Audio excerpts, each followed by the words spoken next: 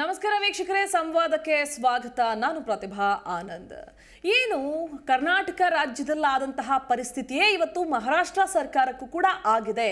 ಇಲ್ಲಿನ ಬೆಳವಣಿಗೆ ಯಥಾವತ್ತಾಗಿ ಮಹಾರಾಷ್ಟ್ರದಲ್ಲಿ ನಾವು ನೋಡ್ತಾ ಇದ್ದೀವಿ ಅನ್ನೋ ಹೇಳಿಕೆಗಳು, ಬೆಳವಣಿಗೆಗಳನ್ನ ಗಮನಿಸ್ತಾ ಇದ್ದೀವಿ. ಒಂದು ಕಡೆ ಮಹಾರಾಷ್ಟ್ರ ಸರ್ಕಾರ ಪತನವಾಗೋದಕ್ಕೆ ಏನೆಲ್ಲ ಕಾರಣಾಂತರಗಳು, ಮತ್ತೊಂದು ಕಡೆ ಕಾರಣಗಳನ್ನ ನಾವು ಹೊರತುಪಡಿಸಿ ಬೆಳವಣಿಗೆಗಳ ವಿಚಾರಕ್ಕೆ ಬಂದ್ರೆ ಏಕನಾಥ್ ಶಿಂಧೆ ಬಣ ಸಪೋರ್ಟ್ ಮಾಡ್ತಿದೆ. ಫಡ್ನವೀಸ್ ಸಿಎಂ ಆಗ್ತಾರೆ, ಆಗಬಹುದು ಅನ್ನೋದಕ್ಕಿಂತ ಹೆಚ್ಚಾಗಿ ಅವರೇ ಆಗ್ತಾರೆ ಅನ್ನುವಂತಹ ಪ್ರತಿಪಾದನೆಗಳು ಜಾಸ್ತಿ ಇತ್ತು, ಬಲವಾದ ಮಾತುಗಳು ಕೇಳಿ ಬರ್ತಾ ಇತ್ತು. ಆದ್ರೆ ಇದೀಗ ಸುದ್ದಿಗೋಷ್ಠಿಯನ್ನ ನಡೆಸಿ ಫಡ್ನವೀಸ್ ಅವರು ಹೇಳ್ತಾರೆ, ಏಕನಾಥ್ ಶಿಂಧೆ ಮಹಾರಾಷ್ಟ್ರ ಸರ್ಕಾರದ ಸಿಎಂ ಆಗಿ ಪದಗ್ರಹಣವನ್ನ ಸ್ವೀಕರಿಸಲಿದ್ದಾರೆ ರಾಜಭವನದಲ್ಲಿ ಸಂಜೆ 7:30ಕ್ಕೆ ಅಂತ. ಸೊ ಈ ಹೇಳಿಕೆ ಹೊರಬಿದ್ದಾಗ ಇಡೀ ರಾಜ್ಯ ಅಷ್ಟೇ ಅಲ್ಲ, ಹೊರ ರಾಜ್ಯಗಳಾಗಿರಬಹುದು, ಇಡೀ ದೇಶವೇ ಒಂದು ರೀತಿ ಈ ಅಚ್ಚರಿಯ ಮಹಾ ಕದನವನ್ನ ನಿರೀಕ್ಷಿಸ್ತಾ ಇತ್ತಲ್ಲ. ಏನಾಗ್ತಾ ಇದೆ ಹಾಗಿದ್ರೆ? ಸಡನ್ ಆಗಿ ಏಕನಾಥ್ ಶಿಂಧೆ ಸಿಎಂ ಆಗ್ತಿದ್ದಾರೆ ಅಂದ್ರೆ ಏನರ್ಥ? ಅಷ್ಟು ಸುಲಭವಾಗಿ ಬಿಜೆಪಿ ನಾಯಕರು ಬಿಟ್ಕೊಡ್ತಿದ್ದಾರಾ ಸಿಎಂ ಸ್ಥಾನವನ್ನ? ಬಿಟ್ಕೊಡ್ತಿದ್ದಾರೆ ಅಂತ ಆದ್ಮೇಲೆ ಅವರೇ ಹೇಳ್ತಿದ್ದಾರೆ ಅಂತ ಆದ್ರೆ ಹೇಗೆ ಸಾಧ್ಯ? ಇದು ಸ್ಟ್ರಾಟರ್ಜಿ ಏನು? ಯಾವ ರೀತಿಯಾದಂತಹ ಲೆಕ್ಕಾಚಾರಗಳನ್ನು ಹೆಣಿತಾ ಇದ್ದಾರೆ? ಈ ರಣತಂತ್ರ ಯಾವ ರೀತಿಯಾಗಿ ವರ್ಕೌಟ್ ಆಗುತ್ತೆ? ಇನ್ನು ಏಕನಾಥ್ ಶಿಂಧೆಯನ್ನ ಬಳಸ್ಕೊಂಡು ಯಾವ ಒಂದು ವಿಚಾರವನ್ನ ಯಾವ ಆಂಗಲ್ ನಲ್ಲಿ ಎನ್ಕ್ಯಾಶ್ ಮಾಡ್ಕೊಳ್ಳುತ್ತೆ ಬಿಜೆಪಿ ಹಾಗಿದ್ರೆ ಆ ರಾಜಕೀಯ ಬೆಳವಣಿಗೆಯನ್ನ? ಇದೆಲ್ಲವನ್ನ ಸಂಪೂರ್ಣವಾಗಿ ನಾವು ಕೂಡ ಮಾತನಾಡ್ತಾ ಹೋಗೋಣ, ಚರ್ಚೆ ಮಾಡ್ತಾ ಹೋಗೋಣ. ಇದೆ ಈ ಹೊತ್ತಿನ ವಿಶೇಷ. ಮಹಾಪತನ, ಬಿದ್ದ ಉದ್ಧವ್, ಗೆದ್ದ ಬಿಜೆಪಿ.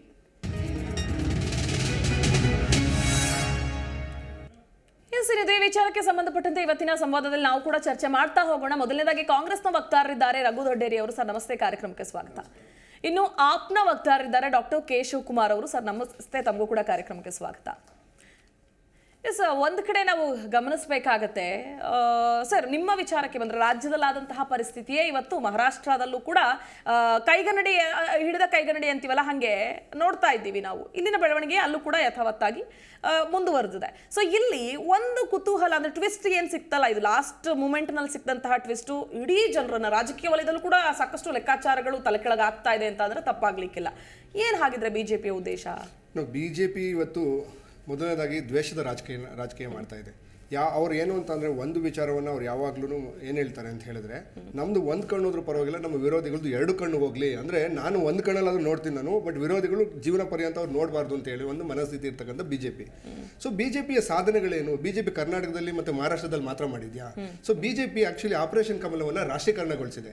ಸೊ ಈ ದೇಶದಲ್ಲಿ ನಾವು 2 ವಿಚಾರಗಳನ್ನು ನಾವು ಏನು ಬ್ಯಾಂಕ್ ರಾಷ್ಟ್ರೀಕರಣ ನೋಡಿದ್ದೀವಿ, ನದಿ ನೀರಿನ ಹಂಚಿಕೆಯನ್ನು ರಾಷ್ಟ್ರೀಕರಣ ನೋಡಿದ್ದೀವಿ, ಡೆವಲಪ್ಮೆಂಟನ್ನು ಅದು ಏನೋ ಡ್ಯಾಮ್ ಕಟ್ಟೋದ್ರಲ್ಲಿ ನಾವು ರಾಷ್ಟ್ರೀಕರಣವನ್ನು ನೋಡಿದ್ದೀವಿ. ಆದರೆ ರಾಜಕೀಯದಲ್ಲಿ ರಾಷ್ಟ್ರೀಕರಣ ಮಾಡಿದ ಏಕೈಕ ಪಕ್ಷ ಅಂದರೆ ಬಿಜೆಪಿ.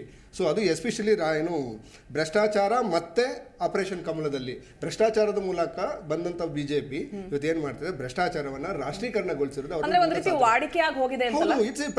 ಅಂದ್ರೆ ನೀವು ಪ್ರತಿ ನೋಡಿ, ಇದು ಕರ್ನಾಟಕ ಮಾತ್ರ ಅಲ್ಲ, ಕರ್ನಾಟಕ, ಗೋವಾ, ನೆಕ್ಸ್ಟ್ ಅರುಣಾಚಲ್ ಪ್ರದೇಶ, ಮಧ್ಯಪ್ರದೇಶ.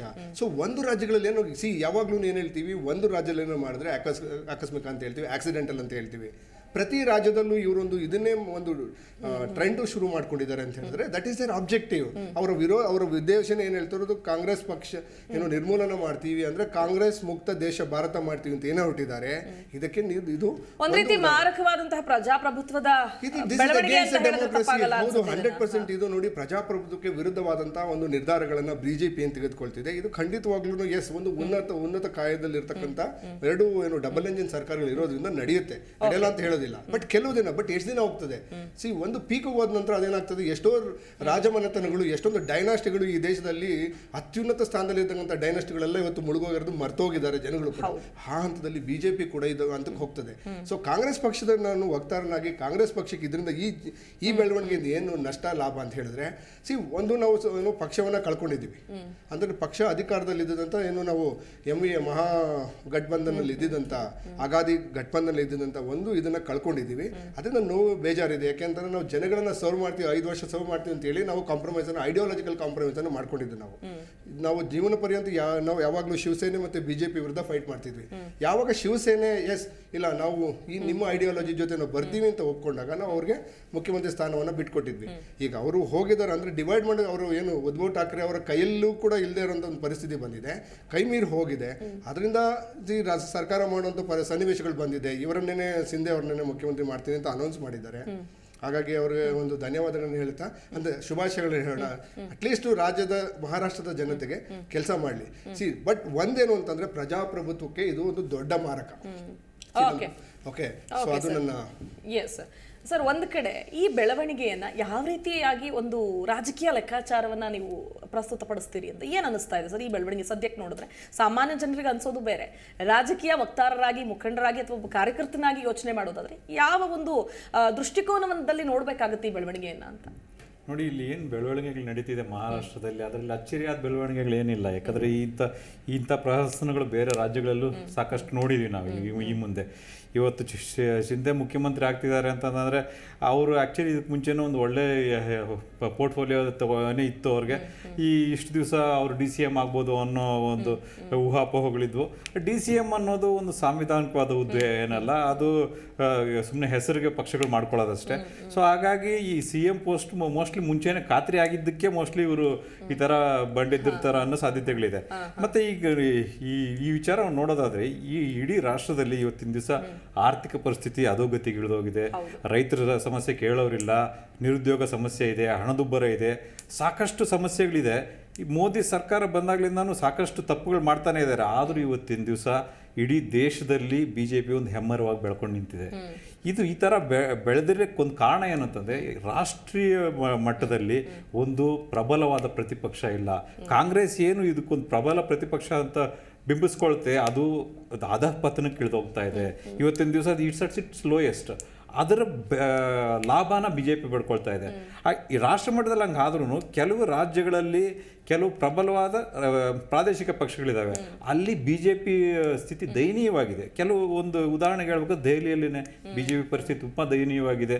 ಅದೇ ಪಶ್ಚಿಮ ಬಂಗಾಳದಲ್ಲಿ ಸಮಸ್ಯೆ ಆಗಿದೆ, ಮತ್ತೆ ಪಂಜಾಬಲ್ಲಿ ಸಮಸ್ಯೆ ಇದೆ, ಒಡಿಶಾದಲ್ಲಿ ಸಮಸ್ಯೆ ಇದೆ, ಆಂಧ್ರ ಪ್ರದೇಶದಲ್ಲಿ, ತೆಲಂಗಾಣದಲ್ಲಿ, ತಮಿಳುನಾಡಿನಲ್ಲಿ ದಯನೀಯ ಪರಿಸ್ಥಿತಿಯಲ್ಲಿ BJP ಇವತ್ತಿನ ದಿವಸ ಹೆಮ್ಮರವಾಗಿದ್ರು. ಇದಕ್ಕೆ ಕಾರಣ ಏನಂತಂದರೆ ಇಂಥ ಬೆಳವಣಿಗೆಗಳಿಗೆ ಎಲ್ಲಿ ಆಗ್ತಾ ಇದೆ ಅಂತಂದರೆ, ಎಲ್ಲೆಲ್ಲಿ ಫ್ರ್ಯಾಕ್ಚರ್ಡ್ ಮ್ಯಾಂಡೇಟ್ ಬರ್ತದೋ ಅಲ್ಲಿ ಎಲ್ಲ ಪಕ್ಷಗಳು ಸಮಸ್ಯೆ ಅದನ್ನು ಉಪಯೋಗ ಮಾಡ್ಕೊಳ್ಳಿಕ್ಕೆ ನೋಡ್ಕೊಡ್ತಾರೆ. ಇವಾಗ ಇವರು ಮನಸ್ಥಿತಿ ಬಗ್ಗೆ ಮಾತಾಡ್ತಾ ಇದ್ರು. ಈ ಮನಸ್ಥಿತಿ ಎಲ್ಲ ಪಕ್ಷಗಳಲ್ಲೂ ನೋಡ್ತಾ ಇದೀವಿ, ನಮ್ಮ ಕರ್ನಾಟಕದಲ್ಲೇ ನೋಡಿದ್ವಿ. ಈ ಕಾಂಗ್ರೆಸ್ ಒಂದು ದೊಡ್ಡ ಪಕ್ಷ ಆಗಿದ್ರು BJPನ ದೂರ ಇಡೋ ಒಂದೇ ಕಾರಣಕ್ಕೆ ಇವ್ರನ್ನ ಕುಮಾರಸ್ವಾಮಿ ಅವ್ರನ್ನ CM ಮಾಡಿದ್ರು. ಹಾಗೆ ಈಗ ಅವ್ರ ಕಣ್ಣು ಹೋದ್ರೆ ನಮ್ದೊಂದು ಹೋದ್ರೆ ಅವ್ರದ್ದು ಎರಡು ಹೋದ್ರೆ ಪರವಾಗಿಲ್ಲ ಅನ್ನೋ ಮನಸ್ಥಿತಿ ಈಗ ಎಲ್ಲ ಪಕ್ಷಗಳಲ್ಲೂ ಆಗ್ಬಿಟ್ಟಿದೆ. ಒಂದೇ ನಿಮಿಷ ಮಾತಾಡಿಸ್ತೀನಿ. BJP ವಕ್ತಾರರಿದ್ದಾರೆ ವಿಜಯ್ ಪ್ರಸಾದ್ ಅವರು, ಝೂಮ್ ಮುಖಾಂತರ ನಮ್ಮನ್ನು ಜಾಯ್ನ್ ಆಗಿದ್ದಾರೆ. ಸರ್ ನಮಸ್ತೆ, ಕಾರ್ಯಕ್ರಮಕ್ಕೆ ಸ್ವಾಗತ. ನಮಸ್ಕಾರ ಮೇಡಮ್. ಸರ್ ಏನ್ ಹೇಳ್ತೀರಾ ಸರ್? ಏನ್ ಫಸ್ಟ್ ರಿಯಾಕ್ಷನ್ ಏನು? ಒಂದು ಕಡೆ ಮಹಾರಾಷ್ಟ್ರ ಸರ್ಕಾರ, ಒಂದು ಕಡೆ ಅಘಾಡಿ ಸರ್ಕಾರ ಪತನ ಆಯ್ತು, ನಿಮ್ಮ ಒಂದು ಬೆಂಬಲದೊಂದಿಗೆ ಏಕನಾಥ್ ಶಿಂದೆಯನ್ನ ಮುಖ್ಯಮಂತ್ರಿಯಾಗಿ ಮಾಡ್ತಾ ಇದ್ದೀರಾ. ಇದರಲ್ಲಿ ಇಷ್ಟು ಈಸಿಯಾಗಿ BJPಯ ನಾಯಕರು ಶಿಂದೆ ಅವರಿಗೆ ಅಧಿಕಾರವನ್ನ ಬಿಟ್ಕೊಡ್ತಿದ್ದಾರೆ ಅಂದ್ರೆ ಏನ್ ಲೆಕ್ಕಾಚಾರ ಅಂತಿದ್ದಾರೆ ಜನ? ನೋಡಿ, ಒಂದೆರಡು ಹೇಳಕ್ ಇಷ್ಟಪಡ್ತೀನಿ. ಮಧ್ಯದಲ್ಲಿ ಯಾರು ಡಿಸ್ಟರ್ಬ್ ಮಾಡ್ಬೇಕು ಆಯ್ತಾ? ಉದಾತ್ತತೆಯ ಮನೋಭಾವ ಪರಾಕಾಷ್ಠೆ ಆಯ್ತಾ? BJP ಅಲ್ಲದೆ ಬೇರೆ ಯಾವ ಪಕ್ಷದಿಂದನೂ ಇಂಥ ನಿರ್ಣಯ ತೆಗೆದುಕೊಳ್ಳೋ ಸಾಧ್ಯನೇ ಇಲ್ಲ. BJP ನೋಡಿ, ಅಧಿಕಾರದ ಹಿಂದೆ ಇಲ್ಲ, ಅಧಿಕಾರದ ಹಿಂದೆ ಹೋಗ್ತಾ ಇಲ್ಲ ಅನ್ನೋದಕ್ಕೆ ಈ ಒಂದು ನಿರ್ಣಯನೇ ಕಾರಣ. ಸರ್ ಈಗ ಇನ್ನೊಂದು ಪ್ರಶ್ನೆ ನಂದು, ಇನ್ನೊಂದು ಪ್ರಶ್ನೆ ಸರ್, ಅಲ್ಲ ಏಕನಾಥ್ ಶಿಂದೆ ಅವ್ರಿಗೆ ಅನ್ಯಾಯ ಆಗ್ತಿದೆ, ಅವ್ರಿಗೆ ನ್ಯಾಯ ಕೊಡಿಸೋದಕ್ಕೆ BJP ನಿಲ್ತಾ ಅಂತ ಹಾಗಿದ್ರೆ ಇಲ್ಲಿ ಭೂತದ ಬಾಯಲ್ಲಿ ಭಗವದ್ಗೀತೆ ರೀತಿ ಮಾತಾಡಬಾರ್ದು ವಿಜಯ್ ಅವರು. 2000 ಇದೆ, ನೀವು ನಿಜ ಈ ರೀತಿ ಉದಾರತೆಯನ್ನ ಇದ್ದಿದ್ರೆ 2019ರಲ್ಲಿ ಶಿವಸೇನೆಗೆ ಯಾಕೆ ನೀವು ಅಧಿಕಾರ ಕೊಡಲಿಲ್ಲ? ಅವ್ರು ಕಂಪ್ಲೀಟ್ ಡಿಸ್ಟರ್ಬ್ ಮಾಡಬೇಡಿ, ದಯವಿಟ್ಟು ಕಂಪ್ಲೀಟ್ ಮಾಡಕ್ ಬಿಡಿ ಆಯ್ತಾ? ನಿಮ್ಮ ಸರ್ಕಾರ ಹೋಗಿದೆ, ನಿಮ್ಮ ಸರ್ಕಾರ ಹೋಗಿದೆ ಅಲ್ಲ, ಕಿತ್ಕೊಂಡಿದ್ರು ಅಂತ ಹೇಳಿ ವಿಜಯ್, ನೀವು ಸರ್ಕಾರವನ್ನ ಮಾಡ್ತಾ ಇರೋದನ್ನ ಕಿತ್ಕೊಂಡಿದೀವಿ ಅಂತ ಹೇಳಿ ನಿಮ್ಮ ED, CBI ಮತ್ತೆ ID ಏನೋ IB CBI ಗಳನ್ನ IT ಮಾಡ್ತಾ ಇರೋದು ನೀವು. ನಾನು ಮಾತಾಡ್ತೀನಿ ಬಿಡಿ, ನೀವು ಮಾತಾಡ್ತಿರೋದಕ್ಕೆ ನಾನು ಡಿಸ್ಟರ್ಬ್ ಮಾಡಲಿಲ್ಲ. This is called as sweet shock of surprise ಆಯ್ತಾ? BJP ಸರ್ಕಾರ, BJP ಅಧಿಕಾರದ ಹಿಂದೆ ಇಲ್ಲ ಅನ್ನೋದಕ್ಕೆ ಈ ನಿರ್ಧಾರ ಜಗಜ್ಜಾಹೀರವಾಗಿದೆ. ನಮಗೆ ಅಧಿಕಾರದ ದಾಹ ಇಲ್ಲ, ಅಧಿಕಾರದ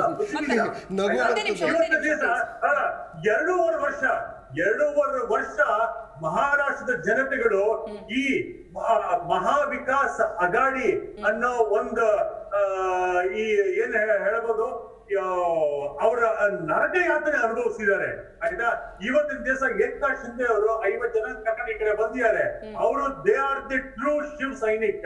ಇವತ್ತು ಆ ಶಿವ್ ಸೈನಿಕರಿಗೆ ಆಯ್ತಾ ಇವತ್ತಿನ ಮೊನ್ನೆ ಸಿಕ್ಕಿದೆ 2.5 ವರ್ಷ ಅವರನ್ನ ತುಚ್ಛವಾಗಿ ಕಾಣಿ.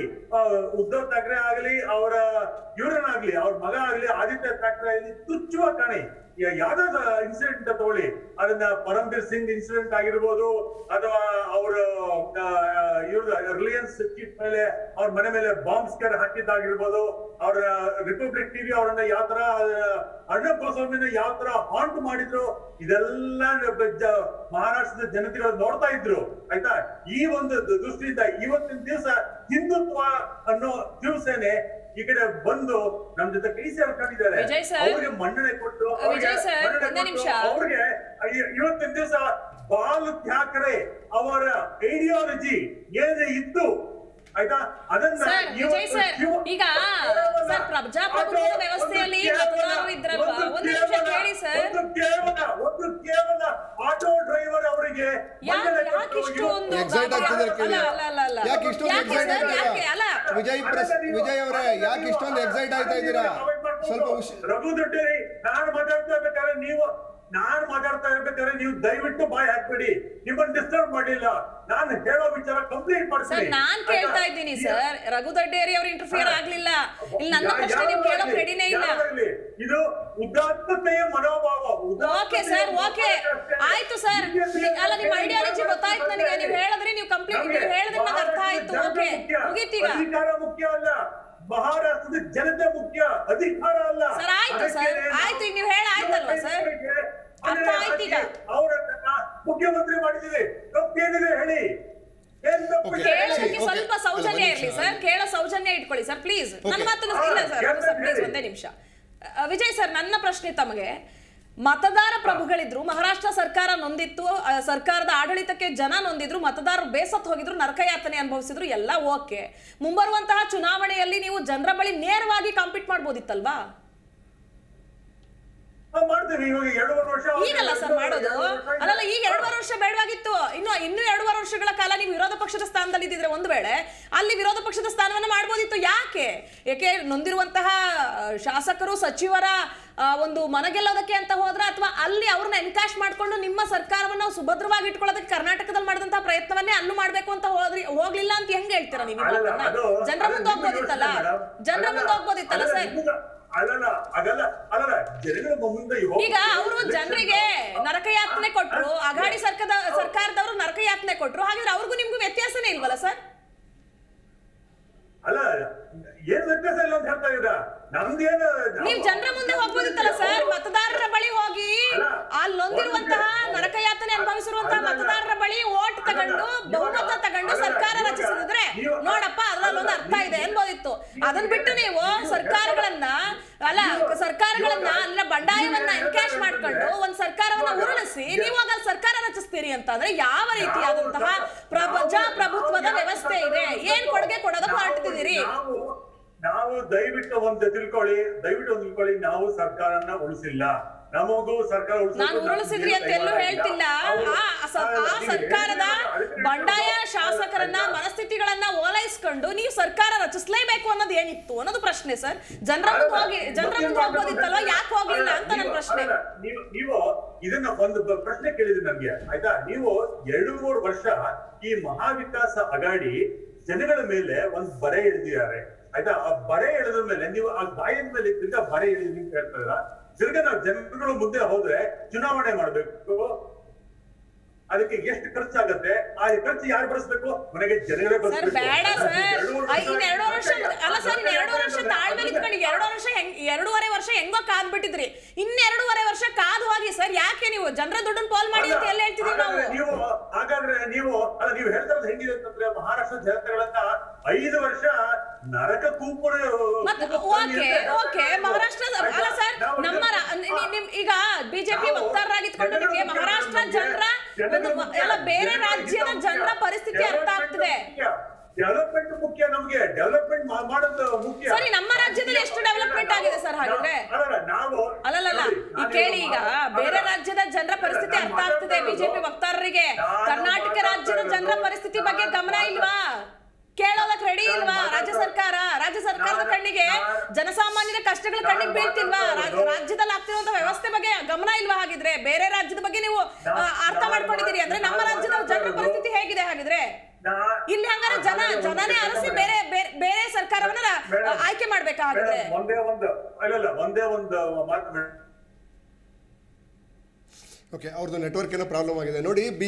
ಬಿಜೆಪಿ ವಕ್ತಾರ ವಿಜಯ್ ಮಾತಾಡ್ತಾರೆ, ಭೂತದ ಬಾಯಲ್ಲಿ ಭಗವದ್ಗೀತೆ ಮಾತಾಡ್ದಂಗೆ ಆಗ್ತಾ ಇದೆ. ಸೊ ಅವ್ರು ನಿಜವಾಗಿ ಒಂದ್ ನಿಮಿಷ ವಿಜಯ್ ನಿಲ್ಸಿ, ಒಂದ್ ನಿಮಿಷ ಇರಿ. ಆಯ್ತು ವಿಜಯ್, ಆಯ್ತು ಭಾಷಣ ಮಾಡಿರಂತ ನೀವು, ನೆಕ್ಸ್ಟ್ ನಿಮ್ಮ ಅವಕಾಶ ಬಂದಾಗ ಭಾಷಣ ಮಾಡಿರಂತ ನಿಲ್ಸಿ ವಿಜಯ್. ನೀವು ಆಯ್ತು, ನಿಮ್ಗೆ ಸಮಯ ಕೊಟ್ಟಾಗಿದೆ, ಸಾಕು. ಒಂದ್ ನಿಮಿಷ ಇರಿ, ನೀವು ಭಾಷಣ ಆಮೇಲೆ ಮಾಡಿರಂತೆ. ನೀವು ಯಾವ್ದಾರ ನ್ಯಾಷನಲ್ ಕಾಲೇಜ್ ಗ್ರೌಂಡ್ ಅಥವಾ ಇನ್ಯಾವ್ದಾರ ಗ್ರೌಂಡ್ ಬುಕ್ ಮಾಡ್ಕೊಂಡು ನೀವು ಭಾಷಣವನ್ನು ಮಾಡಿರಂತೆ. ದಯವಿಟ್ಟು ನಿಮ್ಮ ಭಾಷಣವನ್ನ ನಿಲ್ಸಿ, ದಯವಿಟ್ಟು ನಿಲ್ಸಿ. ಸೊ ನೀವು ಹೇಳ್ತಾ ಇರೋದು ಭೂತದ ಬಾಯಲ್ಲಿ ಭಗವದ್ಗೀತೆ ಮಾತಾಡ್ದಂಗಿದೆ. ಯಾಕೆ ಅಂತ ಹೇಳಿದ್ರೆ, ಸೊ ನೀವ್ ಹೇಳ್ತೀರಿ ಒಂದು ಮಹಾರಾಷ್ಟ್ರದಲ್ಲಿ ನಾವು ಹಿಂದೂ ಪರ ಒಂದು ಸಂಘಟನೆಗೆ ನಾವು ಅವಕಾಶ ಕೊಟ್ಟಿದ್ದೀವಿ, ಶಿವಸೇನೆಗೆ ಅವಕಾಶ ಕೊಟ್ಟಿದ್ದೀವಿ ಅಂತ ಹೇಳ್ತಿದ್ದೀರಿ. ದಯವಿಟ್ಟು ಮಾತಾಡಿ, ತಾಳ್ಮೆಯಿಂದ ಕೇಳಿಸ್ಕೊಳ್ಳಿ, ನೀವು ಬರ್ದಿಟ್ಕೊಳ್ಳಿ, ನಾನು ನಿಮ್ಗೆ ತೊಂದರೆ ಕೊಟ್ಟಿಲ್ಲ. ಸೊ ಇವರು ನಿಜವಾಗ್ಲೂ ಆ ಥರ ಉದ್ದೇಶ ಇದ್ದೀರಿ. 2019ರಲ್ಲಿ ಇವ್ರು ಕೇಳಿದ್ರು ಶಿವಸೇನೆ ಅವರು ನಮಗೆ ಮುಖ್ಯಮಂತ್ರಿ ಕೊಡಿ ಅಂದಾಗ ಯಾಕೆ ಕೊಡಲಿಲ್ಲ? ಇವರು ನಿಜವಾಗ್ಲೂ ಇವ್ರ ಉದ್ದೇಶ ಮಹಾರಾಷ್ಟ್ರದ ಇವರು ಶಿವಸೇನೆಗೆ ಅಧಿಕಾರ ಕೊಡಬೇಕು ಅಂದರೆ ಅವತ್ತೇ ಕೊಡಬೇಕಾಯಿತು. ಇವ್ರ ಉದ್ದೇಶ ಅಧಿಕಾರದ ಆಸೆ, ಅಧಿಕಾರದ ವ್ಯಾಮೋಹ. ಇವರು CM ಕೊಡಲಿಲ್ಲ ಅಂತ ಒಂದೇ ಕಾರಣಕ್ಕೋಸ್ಕರ ಅವತ್ತು ಶಿವಸೇನೆಗೆ ಅಧಿಕಾರ ಕೊಟ್ಟಿಲ್ಲ. ಇವತ್ತು ನಿಮ್ಗೆ ಅಧಿಕಾರ ಸಿಗುತ್ತೆ ಅಂತ ಒಂದೇ ಕಾರಣಕ್ಕೋಸ್ಕರ ನಮ್ಮ ಕಣ್ಣು ಒಂದೋದ್ರ ಪರವಾಗಿಲ್ಲ, 2 ಕಣ್ಣು ಹೋಗ್ಲಿ ಅಂತ ಹೇಳಿದ್ರು ವಿರೋಧ ಪಕ್ಷಕ್ಕೆ ಇವತ್ತು ತೊಂದರೆ ಕೊಡ್ತಾ ಇದ್ರೆ ಅದು ಓಕೆ. ನೀವು ಯಾವ ರೀತಿ ನೀವು ಅಧಿಕಾರ ಮಾಡ್ತಾ ಇದ್ದೀರಿ? ನಿಮ್ಗೇನೋ ಫುಲ್ ಮ್ಯಾಂಡೇಟ್ ಬಂದಿತ್ತಾ? ಇಲ್ಲ. ಸೊ ನೀವು ವಿರೋಧ ಪಕ್ಷದ ಎಲೆಕ್ಟೆಡ್ ಮೆಂಬರ್ಸ್ಗಳೇ, ದಯವಿಟ್ಟು ಸ್ಟಾಪ್ ಮಾಡಿ ವಿಜಯ್, ದಯವಿಟ್ಟು ಸ್ಟಾಪ್ ಮಾಡಿ. ನೀವು ಬರ್ದಿಟ್ಕೊಳ್ಳಿ, ದಯವಿಟ್ಟು ಬರ್ದಿಟ್ಕೊಳ್ಳಿ. ನಿಮ್ಮ ಏನೇ ವಿಚಾರಗಳನ್ನ ಮಂಡನೆ ಮಾಡೋದಿದ್ರು ನೀವು ನಾನು ಹೇಳಿದ ನಂತರ ಮಾತಾಡಿ, ದಯವಿಟ್ಟು ನಿಲ್ಲಿಸಿ. ನೀವು ಜಗಳ ಒಂದು ನಿಮಿಷ, ನೀವು ಟಿವಿ ಡಿಬೇಟ್ ನಲ್ಲಿ ಮಾತಾಡಿದ ತಕ್ಷಣ ಜನಗಳಿಗೆ ಅರ್ಥ ಆಗೋದಿಲ್ಲ ಅಂತ ಹೇಳ್ಕೊಂಡ್ಬೇಡಿ. ನೀವು ಮಾಡ್ತಾ ಇರ್ತಕ್ಕಂಥ ಮಹಾಮೋಸ, ನೀವು ಮಾಡ್ತಾ ಇರ್ತಕ್ಕಂಥ ಏನು ನಿಮ್ಮ ಕೇಂದ್ರ ಸರ್ಕಾರದ ಸಾಂಸ್ಥಿಕ ಸಂಸ್ಥೆಗಳಿದ್ದಾವೆ, ಆ ಸಾಂವಿಧಾನಿಕ ಸಂಸ್ಥೆಗಳನ್ನು ಉಪಯೋಗಿಸಿಕೊಂಡು ಇವತ್ತು ಎದುರಿಸಿ, ವಿರೋಧ ಪಕ್ಷವನ್ನು ಎದುರಿಸಿ, ವಿರೋಧ ಪಕ್ಷಗಳನ್ನು ಎದುರಿಸಿ. ನಿಮ್ಗಳ ಶಕ್ತಿ ಇದೆ, ನೀವು ಕಿರ್ಚಾಡ್ಬೋದು, ನಮ್ಗಳ ಕೈಲಿ ಆಗಲ್ಲ. ದಯವಿಟ್ಟು ಒಬ್ರು ಮಾತಾಡೋವರ್ಗ ಇನ್ನೊಬ್ರು ಏನೋ ಡಿಸ್ಟರ್ಬ್ ಮಾಡಬೇಡಿ, ಕೇಳಿಸ್ಕೊಳ್ಳಿ. ಅದಾದ್ಮೇಲೆ ಅದಕ್ಕೆ ಉತ್ತರ ಕೊಡಿ ಸರ್ ಪ್ಲೀಸ್. ಓಕೆ, ನಾನು ಹೇಳ್ತಾ ಇರೋದು ಇವರು ನೋಡಿ ನಿಜವಾಗ್ಲೂ ಇವತ್ತು ನನಗೆ ನಿಜವಾಗ್ಲೂ ಶಾಕಿಂಗ್ ಅಂತ ಅಂದರೆ, ಇವತ್ತು ರಾಜಭವನಕ್ಕೆ ಹೋದಾಗ ರಾಜ್ಯಪಾಲರು ಸ್ವೀಟ್ ತಿನ್ನಿಸುವಂಥ ಒಂದು ಪರಿಸ್ಥಿತಿ ಬಂದಿದೆ. ಇಡೀ ದೇಶದಲ್ಲಿ ಒಂದು ತಲೆ ತಗ್ಸುವಂಥ ಕೆಲಸ. ಒಂದು ನಿಮಿಷ ಪ್ಲೀಸ್ ಸ್ಟಾಪ್, ದಯವಿಟ್ಟು ನಿಲ್ಲಿಸಿ Vijay, please stop it, please stop, please stop, please stop. I will never allow to speak, please stop it. ನಿಮ್ಗೆ ಅವಕಾಶ ಸಿಕ್ಕಿದಾಗ ನೀವು ಮಾತಾಡಬೇಕು, ಬೇರೆಯವ್ರ ಅವಕಾಶವನ್ನು ಕಸಿದ್ರೆ ನಿಮ್ಗೆ ಯಾವುದೇ ಅಧಿಕಾರ ಇಲ್ಲ. ನೀವು ಈ ದುಂಡಾವರ್ತಿಯಿಂದನೇ ದೇಶದ ಮುಖಾಂತರ ನೀವು ಅಧಿಕಾರವನ್ನು ಇಟ್ಕೊಂಡಿದ್ದೀರಿ. ನೀವು ವಾಮ ಮಾರ್ಗದ ಮುಖಾಂತರ ಮಾತ್ರ ನಿಮಗೆ ಯೋಗ್ಯತೆ ಇರೋದು ಈ ದೇಶದಲ್ಲಿ ಆಳೋದಕ್ಕೆ. ನಿಮಗೆ ನಿಜವಾದ ತಾಕತ್ತಿದ್ರೆ ಇವತ್ತು ಎಲೆಕ್ಷನ್ಗೆ ಹೋಗ್ಬೇಕಾಗಿತ್ತು. ದಯವಿಟ್ಟು ಬಾಯಿ ಮುಚ್ಕೊಂಡು ವೆಯ್ಟ್ ಮಾಡಿ, ನಿಮ್ಮ ಅವಕಾಶ ಬಂದಾಗ. ನೋಡಿ, ನಮ್ಮ ಆಪ್ ಮಿತ್ರರು ವೆಯ್ಟ್ ಮಾಡ್ತಾ ಇದ್ದಾರೆ. ನನ್ನ ಅವಕಾಶ ಇದ್ದಾರೆ, ನೀವು ಕಿತ್ಕೊಳ್ಳುವಂತ ಹಕ್ಕಿಲ್ಲ, ಪ್ಲೀಸ್ ವೆಯ್ಟ್ ಮಾಡಿ. ಸರ್, ಒಬ್ಬ ರಾಜ್ಯಪಾಲರು ಇವತ್ತು ಒಬ್ರು ಸ್ವೀಟ್ ತಿನ್ನಿಸ್ತಾರೆ ಅಂದ್ರೆ ಇಡೀ ದೇಶದಲ್ಲಿ ಈ ಸಂವಿಧಾನಕ್ಕೆ, ಬಾಬಾ ಸಾಹೇಬ್ ಅಂಬೇಡ್ಕರ್ ಅವರು ಬರೆದಂತ ಸಂವಿಧಾನಕ್ಕೆ ಮಾಡಿದಂತ ಅವಮಾನ. ಇವರ ರಾಜ್ಯಪಾಲರಿಗೆ ನಿಜವಾದಂತ ಒಂದು ರಾಜಕೀಯ ಆಸಕ್ತಿ ಇದ್ರೆ ಹೋಗಿ ರಾಜಕೀಯ ಮಾಡಬೇಕಿತ್ತು. ಇವರು ಇದೇ ರಾಜ್ಯಪಾಲರು ಬೇರೆಯವರು ಇದ್ದಾಗ ಇವ್ರಿಗೂ ಸ್ವೀಟ್ ತಿನ್ಸಿದ್ರ? ಬೇರೆಯವರು ಮುಖ್ಯಮಂತ್ರಿಗಳಾಗಿ ಎಲೆಕ್ಟ್ ಆದಾಗ CLP ಲೀಡರ್ ಆಗಿ ಮುಖ್ಯಮಂತ್ರಿ ಅನ್ನೋ ಒಂದು ಅವಕಾಶ ಸಿಕ್ಕಿದಾಗ ತಿನ್ಸಿದ್ರ?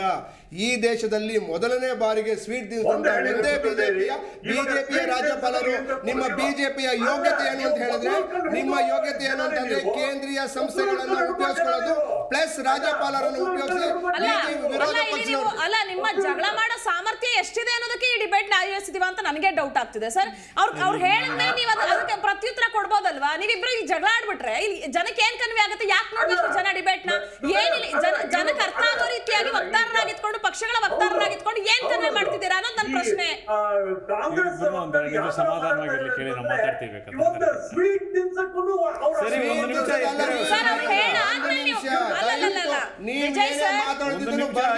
ಸುಮ್ಮನೆ ಆದ್ರೆ ಮಾತಾಡ್ತೀವಿ ನಾವು. ಬರ್ದಿಟ್ಕೊಳ್ಳಿ, ನೀವೇನು ನಿಮ್ಮ ಮಂಡನೆ ಇದೆ, ನೀವು ಮಾತಾಡೋದು ವಿಚಾರ ಇದೆ, ದಯವಿಟ್ಟು ಬರೆದಿಟ್ಕೊಳ್ಳಿ. ಬೇರೆಯವ್ರಿಗೂ ಅವಕಾಶ ಕೊಡುವಂತ ಒಂದು ಸೌಜನ್ಯ ಬೆಳೆಸ್ಕೊಳ್ಳಿ. ನೀವು ನಿಮ್ಮ ರಾಜ್ಯದಲ್ಲಿ ಜನಗಳ ಪ್ರೀತಿಯಿಂದ ಎಲೆಕ್ಷನ್ ಗೆಲ್ಲೋದು ಯೋಗ್ಯತೆ ಇಲ್ಲ. ನೀವು ಬಂದ್ಬಿಟ್ಟು ಇಲ್ಲಿ ಡಿಬೇಟ್ ಅಲ್ಲಿ ಜಗಳ ಮಾಡಕ್ ಕಲ್ತಿದ್ದೀರಾ. ನೀವು ಇಲ್ಲೇನ್ ಜಗಳ ಮಾಡ್ತಾ ಇದ್ರೆ ಇಡೀ ದೇಶದಲ್ಲಿ ಇದೇ ಜಗಳ ಮಾಡ್ಕೊಂಡು ಜನಗಳನ್ನ ಎದುರಿಸಿ ಇಡಿ ಐಟಿ ಸಿಬಿಐ ಜೂ ಬಿಟ್ಟು ನೀವು ಅಧಿಕಾರಕ್ಕೆ ಬರ್ತಿದ್ದೀರಿ. ನಾಚಿಕೆ ಆಗ್ಬೇಕು ನಿಮ್ ಯೋಗ್ಯತೆಗೆ. ಸರ್ ಇಬ್ಬರನ್ನು ಸುಮ್ಮನಾಗ್ಸಿ ಒಂದ್ ನಿಮಿಷ. ನೀವಿಬ್ರು ಸುಮ್ಮನೆ ಇರಿ, ಒಂದ್ 2 ನಿಮಿಷ ನಾನು ಮಾತಾಡ್ತೀನಿ. ವಿಜಯ್ ಅವರೇ ಒಂದ್ ನಿಮಿಷ ನೀವು ಮಾತಾಡ್ಬೇಕಾದ್ರೆ ನಾನು ಏನು ಮಾತಾಡ್ಲಿಲ್ಲ. ಸ್ವಲ್ಪ ಹೊತ್ತು ಸುಮ್ಮನೆ ಇರಿ, ನೀವು ಸುಮ್ಮನೆ ಇರಿ. ಒಂದು ಸೌಜನ್ಯ ಇರಲಿ. ಸರಿ ಸುಮ್ಮನೆ ಇರಿ. ಇವಾಗ ಸರ್ ಸ್ವಲ್ಪ ಹೊತ್ತು ನೀವು ನಾನು ಮಾತಾಡ್ತೀನಲ್ಲ. ಮಾತಾಡ್ಬೇಕಂದಾಗ ನೀವು ತಾಳ್ಮೆಯಿಂದ ಇರೋದನ್ನ ಕಲ್ತ್ಕೊಳ್ಳಿ. ಬೇರೆಯವರು ಇಲ್ಲಿ ಡಿಬೇಟ್ ಆಗ್ತಾ ಇದೆ, ಸ್ವಲ್ಪ ದಯವಿಟ್ಟು ಸುಮ್ಮನೆ ಇರ್ತೀರಾ ನೀವು? ಅಲ್ಲ ಅಲ್ಲ ಅಲ್ಲ ಅಲ್ಲ ನನಗೆ ಬಿಜೆಪಿ ವಕ್ತಾರರಿಗೂ ಕಾಂಗ್ರೆಸ್ ವಕ್ತಾರರಿಗೂ ಕೂಡ ಡಿಬೇಟ್ ನಲ್ಲಿ ಏನ್ ಮಾತಾಡ್ಬೇಕು ಏನ್ ಬಿಡ್ಬೇಕು ಅಂತ ನಾನು ಹೇಳ್ಕೊಡ್ಬೇಕಾಗಿಲ್ಲ ಸರ್. ಅದು ಚೆನ್ನಾಗೂ ಕಾಣಲ್ಲ. ದಯವಿಟ್ಟು ಜನಕ್ಕೆ ಏನ್ ಕನ್ವೆ ಮಾಡೋಣ. ನಾವು ಜಗಳ ಆಡ್ತಿದೀವಿ ನೋಡಿ ಅಂತ ಜನ ಆಡ್ಕೊಂಡು ನಗಾಡ್ತಾರೆ ಸರ್. ಜನ ನಗಾಡ್ತಾರೆ. ಏನ್ ಮಾಡಿಸ್ತಾವ್ ಕುತ್ಕೊಂಡಿಲ್ಲಿ ಅಂತ ಕೇಳ್ತಾರೆ ಜನ. ದಯವಿಟ್ಟು ಅವ್ರು ಮಾತಾಡೋರ್ಗು ಕೇಳ್ಕೊಳ್ಳಿ, ಆಮೇಲೆ ಪಾಯಿಂಟ್ ವೈಸ್ ನೋಟ್ ಮಾಡ್ಕೊಳ್ಳಿ, ಆಮೇಲೆ ಅದು ಉತ್ತರ ಕೊಡಿ. ಯಾರು ಬೇಡ ಅಂದ್ರು?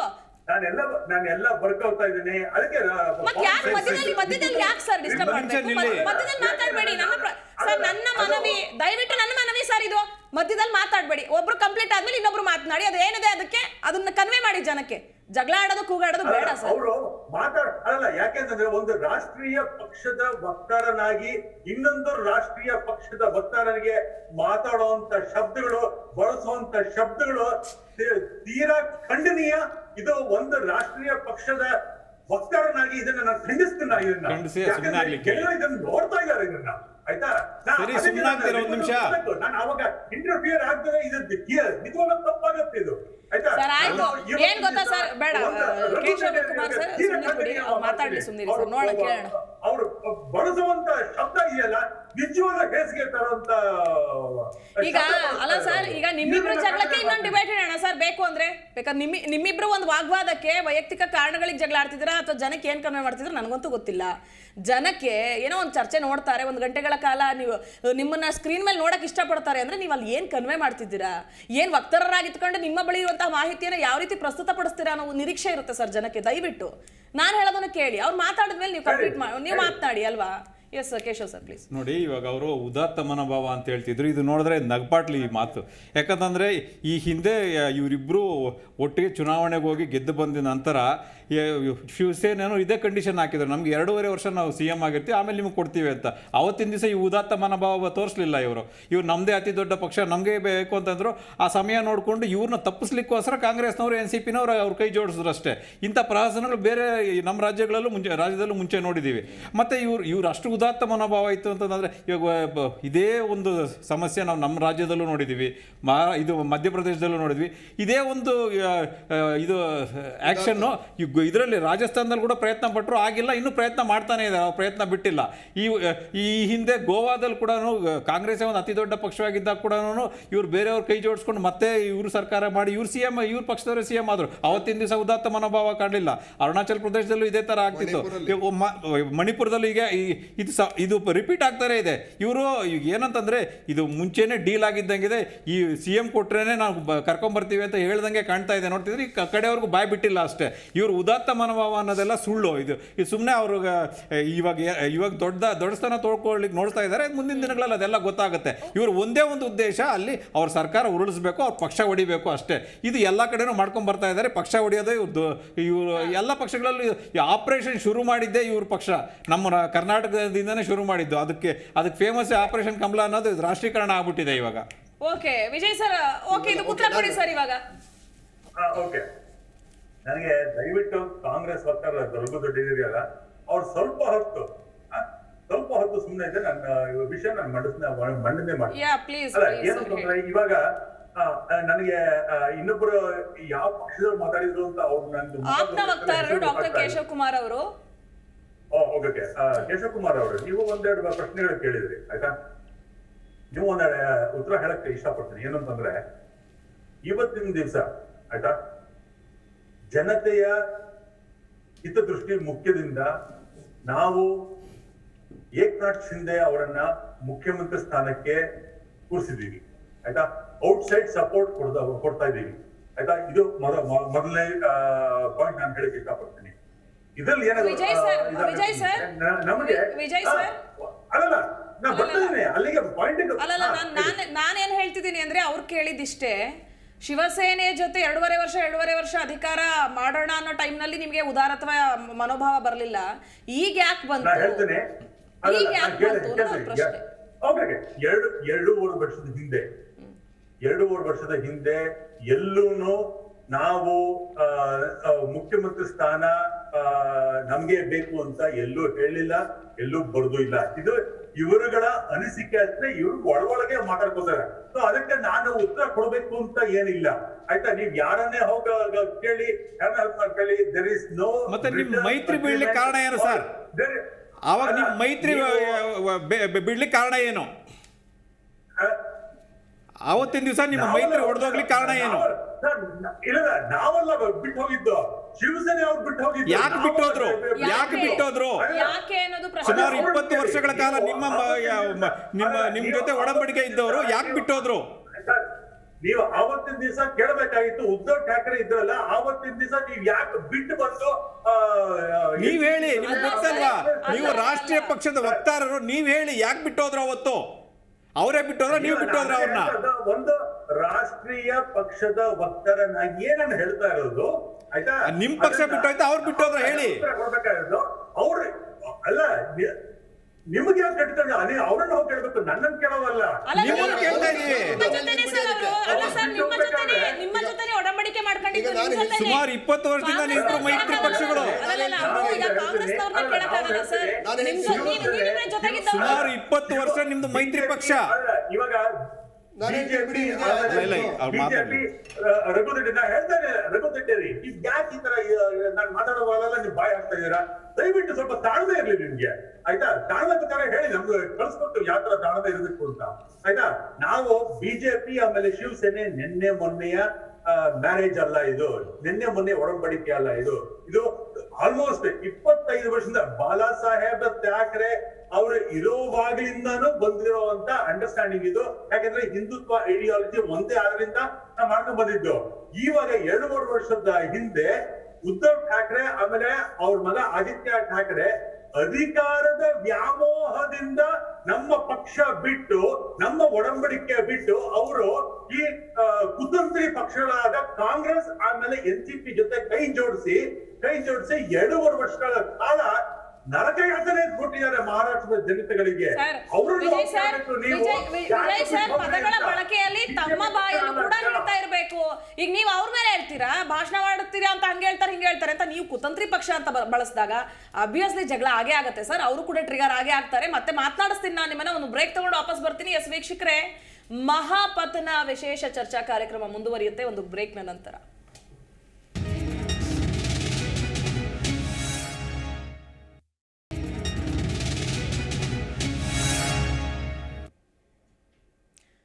Welcome back. ರಘು ಸರ್, ಈಗಾಗಲೇ ಒಂದಷ್ಟು ಚರ್ಚೆಗಳನ್ನು ಮಾಡೋಣ. ಆದರೆ ಅದಕ್ಕೂ ಮೊದಲು, ಈಗ ಏಕನಾಥ್ ಶಿಂಧೆಯ ಟೀಮ್ ಏನಿದೆ ಶಿವಸೇನೆಯಿಂದ ಆಚೆ ಬರ್ತಾ ಇದೆ ಅಂದರೆ ಅಲ್ಲಿ ಏನಾದರೂ ಒಂದು ಬಲವಾದ ಕಾರಣ ಇರಬೇಕು, ಅಥವಾ ನಿಜವಾಗ್ಲೂ ಕೂಡ ಏನು ಆಪರೇಷನ್ ಕಮಲಾಗೆ ಆಚೆ ಬಂದಿದ್ದಾರಾ, ಅಥವಾ ಅಲ್ಲೂ ಅಂದರೆ ಶಿವಸೇನೆಯಲ್ಲಿರುವಂತಹ ಒಂದಷ್ಟು ದ್ವಂದ್ವ ನಿಲುವುಗಳು, ಆಳ್ವಿಕೆಗಳು, ಇದೆಲ್ಲದರಿಂದ ಬೇಸತ್ತಿ ಹೊರಗೆ ಬಂದಿದ್ದಾರೆ, ಒಂದು ಆಸರೆಯನ್ನು ಹುಡುಕ್ತಿದ್ದಾರೆ ಅಂತ ಆದರೆ ಏನು ಅಲ್ಲಾದಂತಹ ಒಂದಷ್ಟು ಬೆಳವಣಿಗೆಗಳ ಬಗ್ಗೆ ನಾವು ಹೇಳೋದಾದ್ರೆ ಏನು ಹೇಳ್ತೀರಿ? ಓಕೆ, ನಿಮ್ಮ ಪ್ರಶ್ನೆಗೆ ಉತ್ತರ ಹೇಳೋದಕ್ಕೆ ಮೊದಲು, ಆನ್ಸರ್ ಮಾಡೋದಕ್ಕೆ ಮೊದಲು, ಸೊ ನಮ್ಮ ವಿಜಯ್ ಅವರಿಗೆ ಒಂದು ಪ್ರಶ್ನೆಯನ್ನು ಕೇಳ್ಬಿಟ್ಟು ನಂತರ ನಾನು ಹೋಗ್ತೀನಿ. ಮಾನ್ಯ ಇವರು BJP ವಕ್ತಾರ ಹೇಳ್ತಾ ಇದ್ರು, ನಮಗೆ ಅಧಿಕಾರದ ದಾಹ ಇಲ್ಲ, ಅದಕ್ಕೋಸ್ಕರ ನಾವು ಆಪರೇಷನ್ ಕಮಲ ಮಾಡಿದ್ದೀವಿ ಅಂತೇಳಿ. ಸೊ ನಿಜವಾಗ್ಲೂ ಇವ್ರಿಗೆ ಅಧಿಕಾರದ ದಾಹ ಇಲ್ಲ ಅಂತ ಹೇಳಿದ್ರೆ ದೇಶಾದ್ಯಂತ ಆಪರೇಷನ್ ಕಮಲ ಯಾಕೆ ಮಾಡ್ತಾ ಇದ್ದಾರೆ, ಅದಕ್ಕೆ ಆನ್ಸರ್ ಕೊಡಬೇಕು ಮೊದಲನೇದು. ಸೊ ಎರಡನೇದು, ಇವರು ಬಾಳಾ ಸಾಹೇಬ್ ಠಾಕ್ರೆ ಅವರ ಹೆಸರನ್ನು, ಅವರ ಕುಟುಂಬವನ್ನು ಹಾಳು ಮಾಡೋದಕ್ಕೆ, ಅಂದರೆ ಅವರು ಬಾಳಾ ಸಾಹೇಬ್ ಠಾಕ್ರೆ ಅವರ ಕುಟುಂಬವನ್ನು ನಿರ್ನಾಮ ಮಾಡೋದಕ್ಕೆ, ಸೊ ಅವ್ರಿಗೆ ನಿಜವಾಗ್ಲೂ ಇವತ್ತು ಒಂದು ಪವರ್ಫುಲ್ ಸ್ಟ್ರೆಂತ್ ಆಗಿ ಇವತ್ತು ಮಹಾರಾಷ್ಟ್ರದಲ್ಲಿದ್ದಾರೆ ಅಂತ ಹೇಳಿದ್ರೆ ಅವರು ಶಿವಾಜಿ ಮಹಾರಾಜ್ ಅವರ ಫಾಲೋವರು. ಬಾಳಾ ಸಾಹೇಬ್ ಅವರ ಕುಟುಂಬವನ್ನು ಹೊಡಿಬೇಕು, ಡಿವೈಡ್ ಮಾಡಬೇಕು ಅಂತ ಒಂದು ಕಾರಣದಿಂದ ಅವ್ರು ಮಾಡ್ತಾಯಿದ್ದಾರೆ. ಯಾಕೆ ಇದು ಮಾಡ್ತಾಯಿದ್ದಾರೆ? ನಿಜವಾಗ್ಲೂ ಆ ಥರ ಅಧಿಕಾರದ ಆಸೆ ಇಲ್ಲ ಅಂತ ಹೇಳಿದರೆ ಅದು ಮಾಡಬೇಕಿತ್ತು. ಇವರು ಮೂರನೇ ಕ್ವಶನ್ ಏನು ಅಂತ ಹೇಳಿದ್ರೆ, 20 ವರ್ಷ ಇವರು ಅಲಯನ್ಸಲ್ಲಿದ್ದರು. 20 ವರ್ಷ ನಿಜವಾಗ್ಲೂ ಇವರು ಶಿವಸೇನೆ ಜೊತೆ ಹೋಗಲೇಬೇಕು ಅಂತ ಹೇಳಿದಿದ್ರೆ ಅವತ್ತು ಶಿವಸೇನೆಯವ್ರ ಡಿಮ್ಯಾಂಡ್ ಏನಿತ್ತು, ನಮ್ಗೆ 2 ವರ್ಷ ಕೊಡಿ, ನೀವು ಸೆಕೆಂಡ್ ಟರ್ಮ್ ತೆಗೆದುಕೊಳ್ಳಿ ಅಂತ ಹೇಳಿದ್ರು. ಇವ್ರಿಗೆ ಅಧಿಕಾರದ ಆಸೆ ಇಲ್ಲ ಅಂತ ಹೇಳಿದ್ರೆ ಅವತ್ತು ಕೊಡಬೇಕಿತ್ತು. ಇವತ್ತು ಏನಕ್ಕೆ ಬಂದಿದ್ದಾರೆ ಅಂತ ಹೇಳಿದ್ರೆ, ಇವರು ಅಧಿಕಾರದ ಲಾಭದಿಂದ ಇಂಡೈರೆಕ್ಟಾಗಿ ಏನು ನೇರವಾಗಿ ನಾನು ಮುಖ್ಯಮಂತ್ರಿ ಆಗ್ತಾ ಇಲ್ಲ ಅಂತ ಹೇಳಿದ್ರೆ ಅವತ್ತೇ ಕೊಡಬೇಕಿತ್ತು. ಸೊ ಬಟ್ ಇಲ್ಲಿ ಏಕನಾಥ್ ಶಿಂದೆಗೆ ಮುಖ್ಯಮಂತ್ರಿ ಸ್ಥಾನ ಬಿಟ್ಟುಕೊಟ್ರಲ್ಲ, ಹೇಗೆ, ಯಾಕೆ? ಅಲ್ಲ, ಅವರ ಸ್ಟ್ರಾಟಜಿನೇ ಅದು. ಏನಾಗ್ತದೆ ಏನ್ strategy ಇರ್ಬೋದು ಅನ್ಸುತ್ತೆ ತಮ್ಗೆ? ಸ್ಟ್ರಾಟಜಿ ಏನು ಅಂತ ಹೇಳಿದ್ರೆ, ಇವತ್ತು ಏನಾದ್ರೂ ಅವರು ಮರಾಠಿಗರ ವಿರೋಧ ಕಟ್ಕೊಳ್ತೀವಿ ಅಂತ ಒಂದೇ ಕಾರಣಕ್ಕೋಸ್ಕರ ಅವ್ರಿಗೆ ಅಧಿಕಾರವನ್ನು ಇಂಡೈರೆಕ್ಟ್ ಆಗಿ ರನ್ ಮಾಡೋದಕ್ಕೆ ಆಲ್ರೆಡಿ ಗೊತ್ತು. ಅವ್ರಿಗೆ ಕಂಟ್ರೋಲ್ ಮಾಡೋದಕ್ಕೆ ಅವ್ರ ಕೈಲಿ ಇಡಿ, IT ಮತ್ತು CBI ಇದೆ, ಮತ್ತು ಈಗ ರಾಜ್ಯಪಾಲರೊಬ್ಬರು ಸೇರ್ಕೊಂಡಿದ್ದಾರೆ. ಇವರ 4 ಶಕ್ತಿ ಅವ್ರ ಕಡೆ ಇದೆ ಅಂತ ಯಾವಾಗ ಗೊತ್ತಾಯ್ತೋ, ಅವರು CM ಆಗಿದ್ರು ಕೂಡ ಹೆಬ್ಬೆಟ್ಟಿನ CM ಆಗಿ ಇಟ್ಕೊಳ್ತಾರೆ. ಅವ್ರ ಉದ್ದೇಶನೇ ಯಾಕೆ ಅಂತಂದ್ರೆ, ಸ್ಟ್ರಾಂಗ್ ಇರುವಂಥ ಒಬ್ಬ ಕ್ಯಾಂಡಿಡೇಟನ್ನು ಅವ್ರು CM ಮಾಡೋಕ್ಕೆ ಬಿಡೋದೇ ಇಲ್ಲ. ಅವ್ರು ನಿಜವಾಗ್ಲೂ ಉದ್ದೇಶ ಇದ್ದರೆ ಉದ್ಧವ್ ಠಾಕ್ರೆ ಅವ್ರನ್ನ ಮಾಡಬೇಕಿತ್ತು. ಓಕೆ, ಸೊ ಉದ್ಧವ್ ಠಾಕ್ರೆ ಈಗ ನಿಮ್ಮ ಪ್ರಕಾರ ಶಿಂಧೆ ಸ್ಟ್ರಾಂಗ್ ಇಲ್ಲದೆ ಆ ಒಂದು ಟೀಮ್ನೇ ಕಳ್ಕೊಂಡು ಬರ್ತಾರೆ ಶಿವಸೇನೆ ಆಚೆ ಅಂತ ಆದ್ರೆ, ಆ ವ್ಯಕ್ತಿ ಸ್ಟ್ರಾಂಗ್ ಇಲ್ಲ ಅಂತ ತಮ್ಮ ಅಭಿಪ್ರಾಯ? ನೋಡಿ, ರಾಜಕೀಯವಾಗಿ ಕರ್ಕೊಂಡು ಹೋಗೋದೇ ಬೇರೆ, ರಾಜಕೀಯದ ಅನುಕೂಲಕ್ಕೆ ಅಂದ್ರೆ ನಾನು ಅದೇ ಹೇಳಿದ್ನಲ್ಲ, BJPಯ ಶಕ್ತಿನೇ ಇವತ್ತು ಈ 4 ಸಾಂವಿಧಾನಿಕ ಸಂಸ್ಥೆಗಳು, IT, CBI and ED plus ರಾಜ್ಯಪಾಲರು. ಈ 4 ಸಂಸ್ಥೆಗಳಿವೆ. ಅದನ್ನು ಬಿಟ್ಟು ಎದುರಿಸಿ ನೀವು ನೋಡಿ, ರಾವತ್ ಅವ್ರ ಮೇಲೆ ಇದು ಕರೆದಿದ್ದಾರೆ, ED ಕೇಸ್ ಇದೆ. ಆ ರೀತಿ ಯಾವಾಗ್ಲೂ ಇವ್ರ ಉದ್ದೇಶ ಏನು ಅಂತಂದರೆ, ವಿರೋಧ ಪಕ್ಷದವರ ಮೇಲೆ ಯಾವಾಗ್ಲೂ ಈ ನಾಯಿಗಳ ರೀತಿ ಬಿಟ್ಟು ಹೆದರಿಸಿ ಇವರು ಅಧಿಕಾರ ಹಿಡಿಯೋದನ್ನು ಮಾಡ್ತಿದ್ದಾರೆ. ಸೊ ಆ ಥರ ಇಲ್ಲ ಅಂದರೆ, ನೀವು 47 ಜನ ಅಥವಾ 41 ಮೆಂಬರ್ಸ್ ಹೋಗಿದ್ದಾರೆ ಅಂತ ಹೇಳಿದ್ರೆ ಅದು ಮೂಲ ಉದ್ದೇಶನೇ ಇದು. ಸೊ ನಿಮ್ಮ ಪ್ರಶ್ನೆಗೆ ಬಂದಾಗ ಏನಾಗ್ತದೆ, ಶಿಂದೆ ಅವರು ಹೋಗಿದ್ದಾರೆ ಅಂತಂದರೆ ನೋಡಿ, ಅವ್ರಿಗೆ CM ಅವರು ನಾವೇ ನನ್ನ ನೋಡಿದಲ್ಲ, ನಮ್ಮ ಪಕ್ಷದ ಆಂತರಿಕ ವಿಚಾರದಲ್ಲಿ ಚರ್ಚೆ ಮಾಡಿದಾಗ ಶಿಂದೆ ಅವ್ರನ್ನ CM ಮಾಡೋಣ ಅಂತ ಹೇಳಿದ್ರು ಅಂತ ಮಾಹಿತಿ. ಓಕೆ, ನೀವೇ CM ಆಗಿ ಬೇಡ ಅಂತ ಹೇಳಿದ್ರು. ಸೊ ಆದರೂ ಬಿಟ್ಟು ಹೋಗಿದ್ದಾರೆ ಅಂತಂದರೆ ಅದಕ್ಕೆ ಮೂಲ ಉದ್ದೇಶ ಇವರು CBI ಮತ್ತು IT ಮತ್ತು EDಯನ್ನು ಬಿಟ್ಟು ಹೆದರಿಸಿದ್ದಾರೆ ಅನ್ನೋ ಒಂದು ಬಲವಾದಂಥ ಕಾರಣವನ್ನು. ಹಾಗಿದ್ರೆ ನಿಮ್ಮ ಪ್ರಕಾರ ಶಿವಸೇನೆಯ ಪಕ್ಷದಲ್ಲಿ ಈಗ ಬಿಟ್ಟು ಬಂದಿರುವಂತಹ ಶಾಸಕರಿಗೆ ಅಲ್ಲಿನ ಒಂದು ಬೆಳವಣಿಗೆ ನೊಂದು ಅಥವಾ ಅಲ್ಲಿನ ಬೆಳವಣಿಗೆಗಳು ಇಷ್ಟ ಬೆಳವಣಿಗೆ ಏನಿದೆ ಹೇಳಿ, ತಪ್ಪುಗಳೇನಾಗಿದೆ? ಮಹಾರಾಷ್ಟ್ರ ಸರ್ಕಾರ ಆಳ ನೀತಿ ಇತ್ತು, ಕಾಲ್ ಕಸದ ರೀತಿ ನೋಡ್ತಾ ಇದ್ರು, ಬೇಕಾಬಿಟ್ಟಿ ನಡೆಸ್ಕೊಳ್ತಾ ಇದ್ರು. ನೋಡಿ, ಬಿಟ್ಟು ಬಂದಿರೋ ಶಾಸಕರು ಹೇಳ್ತಿದ್ದಾರಲ್ವಾ, ಬಿಜೆಪಿಯವರು ಅವರು ಬೇಕಾಗಿರ್ತಕ್ಕಂಥ ವಿಚಾರಗಳನ್ನ ಈ ಶಿವಸೇನೆಯಿಂದ ಬಿಟ್ಟು ಬಂದಿರುವಂತ ಶಾಸಕರ ಮುಖಾಂತರ ಹೇಳಿಸ್ತಾ ಇದ್ದಾರೆ. ನೀವು ಬೇರೆ ಪಕ್ಷದವರು ಏನಾದ್ರು ತೊಂದರೆ ಕೊಟ್ಟಿದ್ದಾರೆ, ಬೇರೆ ಪಕ್ಷದವರು CM ಇದ್ದಾರೆ ಅಂತ ಹೇಳಿ ಪ್ರಕಾರ ಅಲ್ಲೂ ಕೂಡ ಕುದುರೆ ವ್ಯಾಪಾರ ಆಗಿದೆ ಅಂತಲ್ಲ? 100%. ಸೊ ಅವ್ರು ಹೇಳ್ತಾ ಇದ್ರು, ನನ್ನ ಮಿತ್ರರು ಹೇಳ್ತಾ ಇದ್ರು, BJP ವಿಜಯ್ ಅವರು ಹೇಳ್ತಾ ಇದ್ರು, ಸೊ ನಾವು ಎಲೆಕ್ಷನ್ ಖರ್ಚುಗಳನ್ನ ಸ್ಟಾಪ್ ಮಾಡ್ತಾ ಇದ್ವಿ ಅಂತ ಹೇಳಿ, ಎಲೆಕ್ಷನ್ ಖರ್ಚುಗಳಿಗೆ ಬೇಕಾಗಿರೋದನ್ನ ನಾವು ಸ್ಟಾಪ್ ಮಾಡಿ ನಾವು ಇವ್ರ ಜೊತೆ ಸರ್ಕಾರ ರಚನೆ ಮಾಡ್ತೀವಿ ಅಂತ. ಹಾಗಾದ್ರೆ ಆಪರೇಷನ್ ಕಮಲ ಕೊಟ್ಟಂತ ಹಣದಿಂದನೇ ಚುನಾವಣೆ ಮಾಡ್ಬೋದಿತ್ತಲ್ಲ ನೀವು? ಆಪರೇಷನ್ ಈಗ ನಿಮ್ಮ ED, ITಗಳಲ್ಲಿ ಏನ್ ಮಾಡ್ತಾ ಇದೆ? ನಿಮ್ಮ ಸಾಂವಿಧಾನಿಕ ಸಂಸ್ಥೆಗಳು ಇಷ್ಟು ದೊಡ್ಡ ಹಗರಣಗಳು ನಡೀತಾ ಇದೆಯಲ್ಲ, ಏನ್ ನಿದ್ದೆ ಮಾಡ್ತಾ ಇದೆ ಅಂದ್ರೆ, ನಿಮ್ಮ ಉದ್ದೇಶ ಕೇವಲ ಬರೀ ವಿರೋಧ ಪಕ್ಷಗಳನ್ನ ಅಟ್ಯಾಕ್ ಮಾಡೋದು ಮಾತ್ರನಾ? BJPಯಲ್ಲಿ ಯಾರು ಭ್ರಷ್ಟಾಚಾರಿಗಳೇ ಇಲ್ವಾ? BJPಯವರಿಗೆ ಎಷ್ಟು ಜನ ಅಟ್ಯಾಕ್ ಮಾಡಿದಿರಿ? 90%. ಇಲ್ಲಿವರೆಗೂ 90% ED ಮತ್ತು IT ಅಟ್ಯಾಕ್ ಆಗಿರೋದು, ಅರೆಸ್ಟ್ ಮಾಡಿರೋದು ಕೇವಲ ವಿರೋಧ ಪಕ್ಷಗಳ ಮೇಲೆ. BJPಯ ಮೇಲೆ ಕೇವಲ 7% IT ರೇಡ್ಗಳಾಗಿದೆ. ಯಾಕೆ? ಸೊ ಅಂದ್ರೆ ಇವರು ಮೂಲ ಉದ್ದೇಶ ಏನು ಅಂತ ಹೇಳಿದ್ರೆ, ಇವರು ಡಬಲ್ ಎಂಜಿನ್ ಸರ್ಕಾರ. ಆಕ್ಚುಲಿ ಜನಗಳೇನು ಅನ್ಕೊಳ್ತಾ ಇದ್ರು, ಡಬಲ್ ಎಂಜಿನ್ ಸರ್ಕಾರ ಬಂತು ಅಂತ ಹೇಳಿದ್ರೆ ಈ ದೇಶದಲ್ಲಿ ಹೊಸ ಉದ್ಯೋಗಗಳು ಸೃಷ್ಟಿ ಆಗುತ್ತೆ, ಬೆಲೆ ಏರಿಕೆ ಕಮ್ಮಿ ಆಗ್ತದೆ, ಕಡಿಮೆ ಬೆಲೆನಲ್ಲಿ ನಮಗೆಲ್ಲ ಆಹಾರ ಪದಾರ್ಥಗಳು ಸಿಗ್ತದೆ, ಅಭಿವೃದ್ಧಿ ಕೆಲಸಗಳಾಗ್ತದೆ. ಈಗ ನಾನು ಇವ್ರು ಕೇಳ್ತಾ ಇರೋದು, ಕಳೆದ 8 ವರ್ಷದಲ್ಲಿ ಏನು ಅಭಿವೃದ್ಧಿ ಕೆಲಸಗಳು ಮಾಡಿದೀವಿ, ನೀವು ಜನತೆ ಮುಂದೆ ಬನ್ನಿ, ನೀವು ಬ್ಲೂ ಪೇಪರ್ನ ವೈಟ್ ಪೇಪರ್ನ ರಿಲೀಸ್ ಮಾಡಿ. ನಿಮ್ಮ ಸಾಮರ್ಥ್ಯದಲ್ಲಿ ಯಾವ ಒಂದು ಡೆವಲಪ್ಮೆಂಟ್ ಆಕ್ಟಿವಿಟಿಗಳಿಲ್ಲ.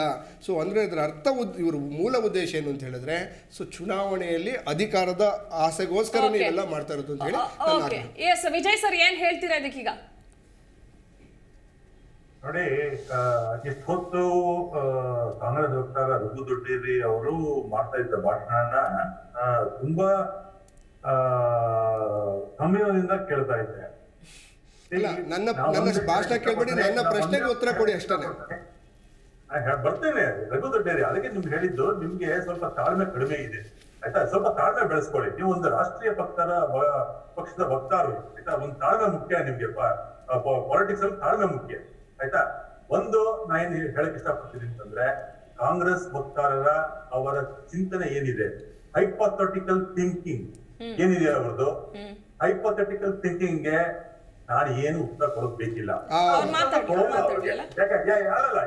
ಯಾಕೆಂತಂದ್ರೆ ಪಲಾಯನವಾದ ಮಾಡಬೇಡಿ, ಓಡೋಗ್ಬೇಡಿ, ಓಡೋದಲ್ಲ, ನಿಮ್ಮ ಪ್ರಶ್ನೆಗೆ ಆನ್ಸರ್ ಮಾಡಿ. ಸೊ ಬಾಳಾ ಠಾಕ್ರೆ ಅವ್ರ ಕುಟುಂಬವನ್ನ ಯಾಕೆ ನಿರ್ನಾಮ ಮಾಡಕ್ ಹೊರಟಿದ್ದೀರಿ ಅದನ್ನ ಹೇಳಿ.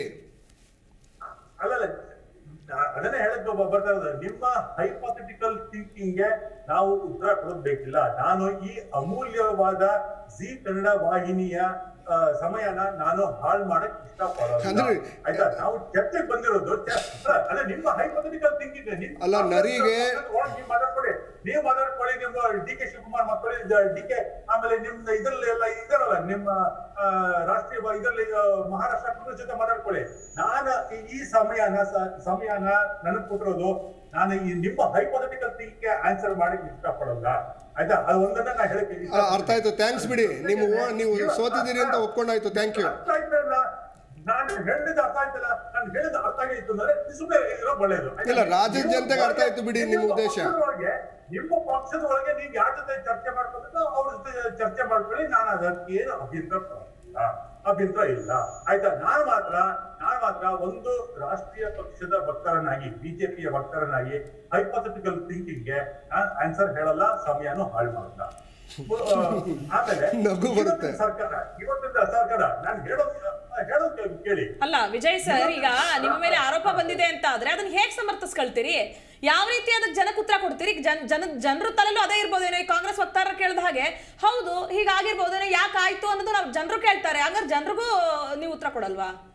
ಜನಗಳಿಗೆ ಲಾಸ್ಟ್ 2.5 ವರ್ಷದಿಂದ ಉದ್ಧವ್ ಠಾಕ್ರೆ ಆಮೇಲೆ ಆದಿತ್ಯ ಠಾಕ್ರೆ ಅವರು ಈ ಅಲ್ಲ, ಹಾಗಿದ್ರೆ ಈಗ ಕಾಂಗ್ರೆಸ್ ವಕ್ತಾರರ ಆರೋಪ ನಿಜ ಅಂತ ನಂಬೇಕಾ ನಾವು ಅಂತ? ಅಲ್ಲ, ನಂಬ್ತಿರೋ ಬಿಡ್ತಿರೋ ಅದು ನಿಮಗ್ ಬಿಟ್ಟಿದ್ದು.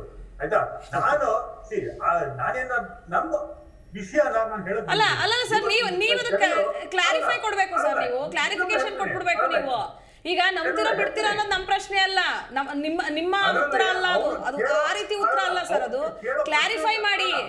ಕ್ಲಾರಿಫೈ ಮಾಡಿ ನಾವು ಕೇಳ್ತಿರೋದು ಇಷ್ಟೇ. ಈಗ ಅವ್ರ ಆರೋಪ ಹಂಗಂದ್ರೆ ಸತ್ಯನ ಒಪ್ಕಂತೀರಾ? ಇಲ್ಲ ಒಪ್ಕಂತೀರಾ ಅಂತ ಹೇಳಿ ಒಪ್ಕಂತೀರಾ ಅಂದ್ರೆ ಇನ್ನೊಂದು ಪ್ರಶ್ನೆನೇ ಬೇಡ. ಒಂದು ಅದನ್ನ ಹೇಳ್ತಾ ಇರೋದು, ನಾನು ಹೈಪೋಥೆಟಿಕಲ್ ಕ್ವೆಶ್ಚನ್ಗೆ ನಾನು ಯಾವತ್ತೂ ಆನ್ಸರ್ ಮಾಡಲ್ಲ. ಅದೊಂದು ಹೇಳಕ್ ನಾ ಇಷ್ಟಪಡ್ತೀನಿ. ಆಯ್ತು, ಇನ್ನೊಂದು ಪ್ರಶ್ನೆ ಕೇಳ್ತೀನಿ ಅವ್ರಿಗೆ. ಆಯ್ತು, ನೀವು ವಿಜಯ್ ಬೇಡ ಬಿಡಿ, ಆ ಪ್ರಶ್ನೆ ನಿಮ್ಗೆ ಆನ್ಸರ್ ಮಾಡಕ್ಕಾಗಲ್ಲ.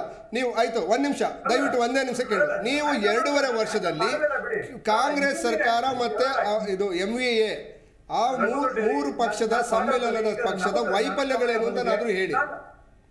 ನೀವು ಅಲ್ಲ, ನಿಮ್ ವೈಫಲ್ಯನ ನಾ ಇನ್ನೊಬ್ಬರಿಂದ ಕೇಳ್ಕೊಳ್ಬೇಕಾ? ಅಲ್ಲ, ನೀವು ಹೇಳಿ ಅದನ್ನ. ನೀವು ನಿಜವಾಗ್ಲೂ ವೈಫಲ್ಯಗಳಿದ್ದಿದ್ರೆ ಹೇಳಿ. ಇವತ್ತು ನಾವು ರಾಜ್ಯ ಸರ್ಕಾರವನ್ನ ಶಿವಸೇನೆ ಜೊತೆ ಮಾಡ್ತಾ ಇರೋದು ಈ ಕಾರಣಗಳಿಂದ ಅಂತ ಹೇಳಿ. Raghu Dodderi, don't you want to assess your own failures?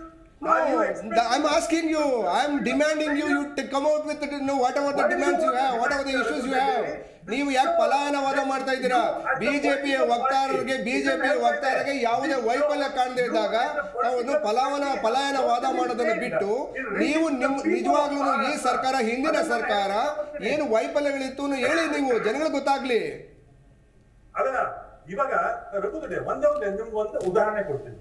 ನೀವು ಒಂದು ಸ್ಟೂಡೆಂಟ್ ಆಗಿದ್ದೀರಾ, ಶಾಲೆಯಲ್ಲಿ ಓದ್ತಾ ಇದ್ದೀರಾ. ಆಯ್ತಾ, ನಿಮಗೆ ಕಡಿಮೆ ಮಾರ್ಕ್ಸ್ ಬಂತು ಅಂತಂದ್ರೆ ಇದನ್ನ ನೀವೇ ಕೂಲಂಕುಷವಾಗಿ ನಿಮ್ಮ ಬಗ್ಗೆ ನೀವೇ ಅರ್ಥ ಮಾಡ್ಕೊಳ್ಳಿ. ಅಲ್ಲ ವಿಜಯ್, ಕಾಗಕ್ಕ ಗೂಬಕ್ಕ ಕಥೆಗಳನ್ನು ಹೇಳೋದು ಬಿಟ್ಬಿಟ್ಟು ನಿಜವಾದ ರಾಜಕೀಯ ಪ್ರಶ್ನೆಗೆ ಉತ್ತರ ಕೊಡೋದು ಕಲೀರಿ. ನನ್ನ ರಾಜಕೀಯ ಪ್ರಶ್ನೆಗೆ ನಿಮ್ಮ ರಾಜಕೀಯ ಉತ್ತರ ಕೊಡಿ. ಬೇಡ, ಬಾಳಾ ಸಾಹೇಬ್ ಠಾಕ್ರೆ ಅವರ ಕುಟುಂಬವನ್ನ ಹಾಳು ಮಾಡಕ್ ಕೊಟ್ಟಿದ್ದೀರಿ, ನಿರ್ನಾಮ ಮಾಡಕ್ ಹೋಗಿದ್ದೀರಿ ಅಂತ ಆನ್ಸರ್ ಮಾಡಲ್ಲ ಅಂತ ಹೇಳಿದ್ರಿ.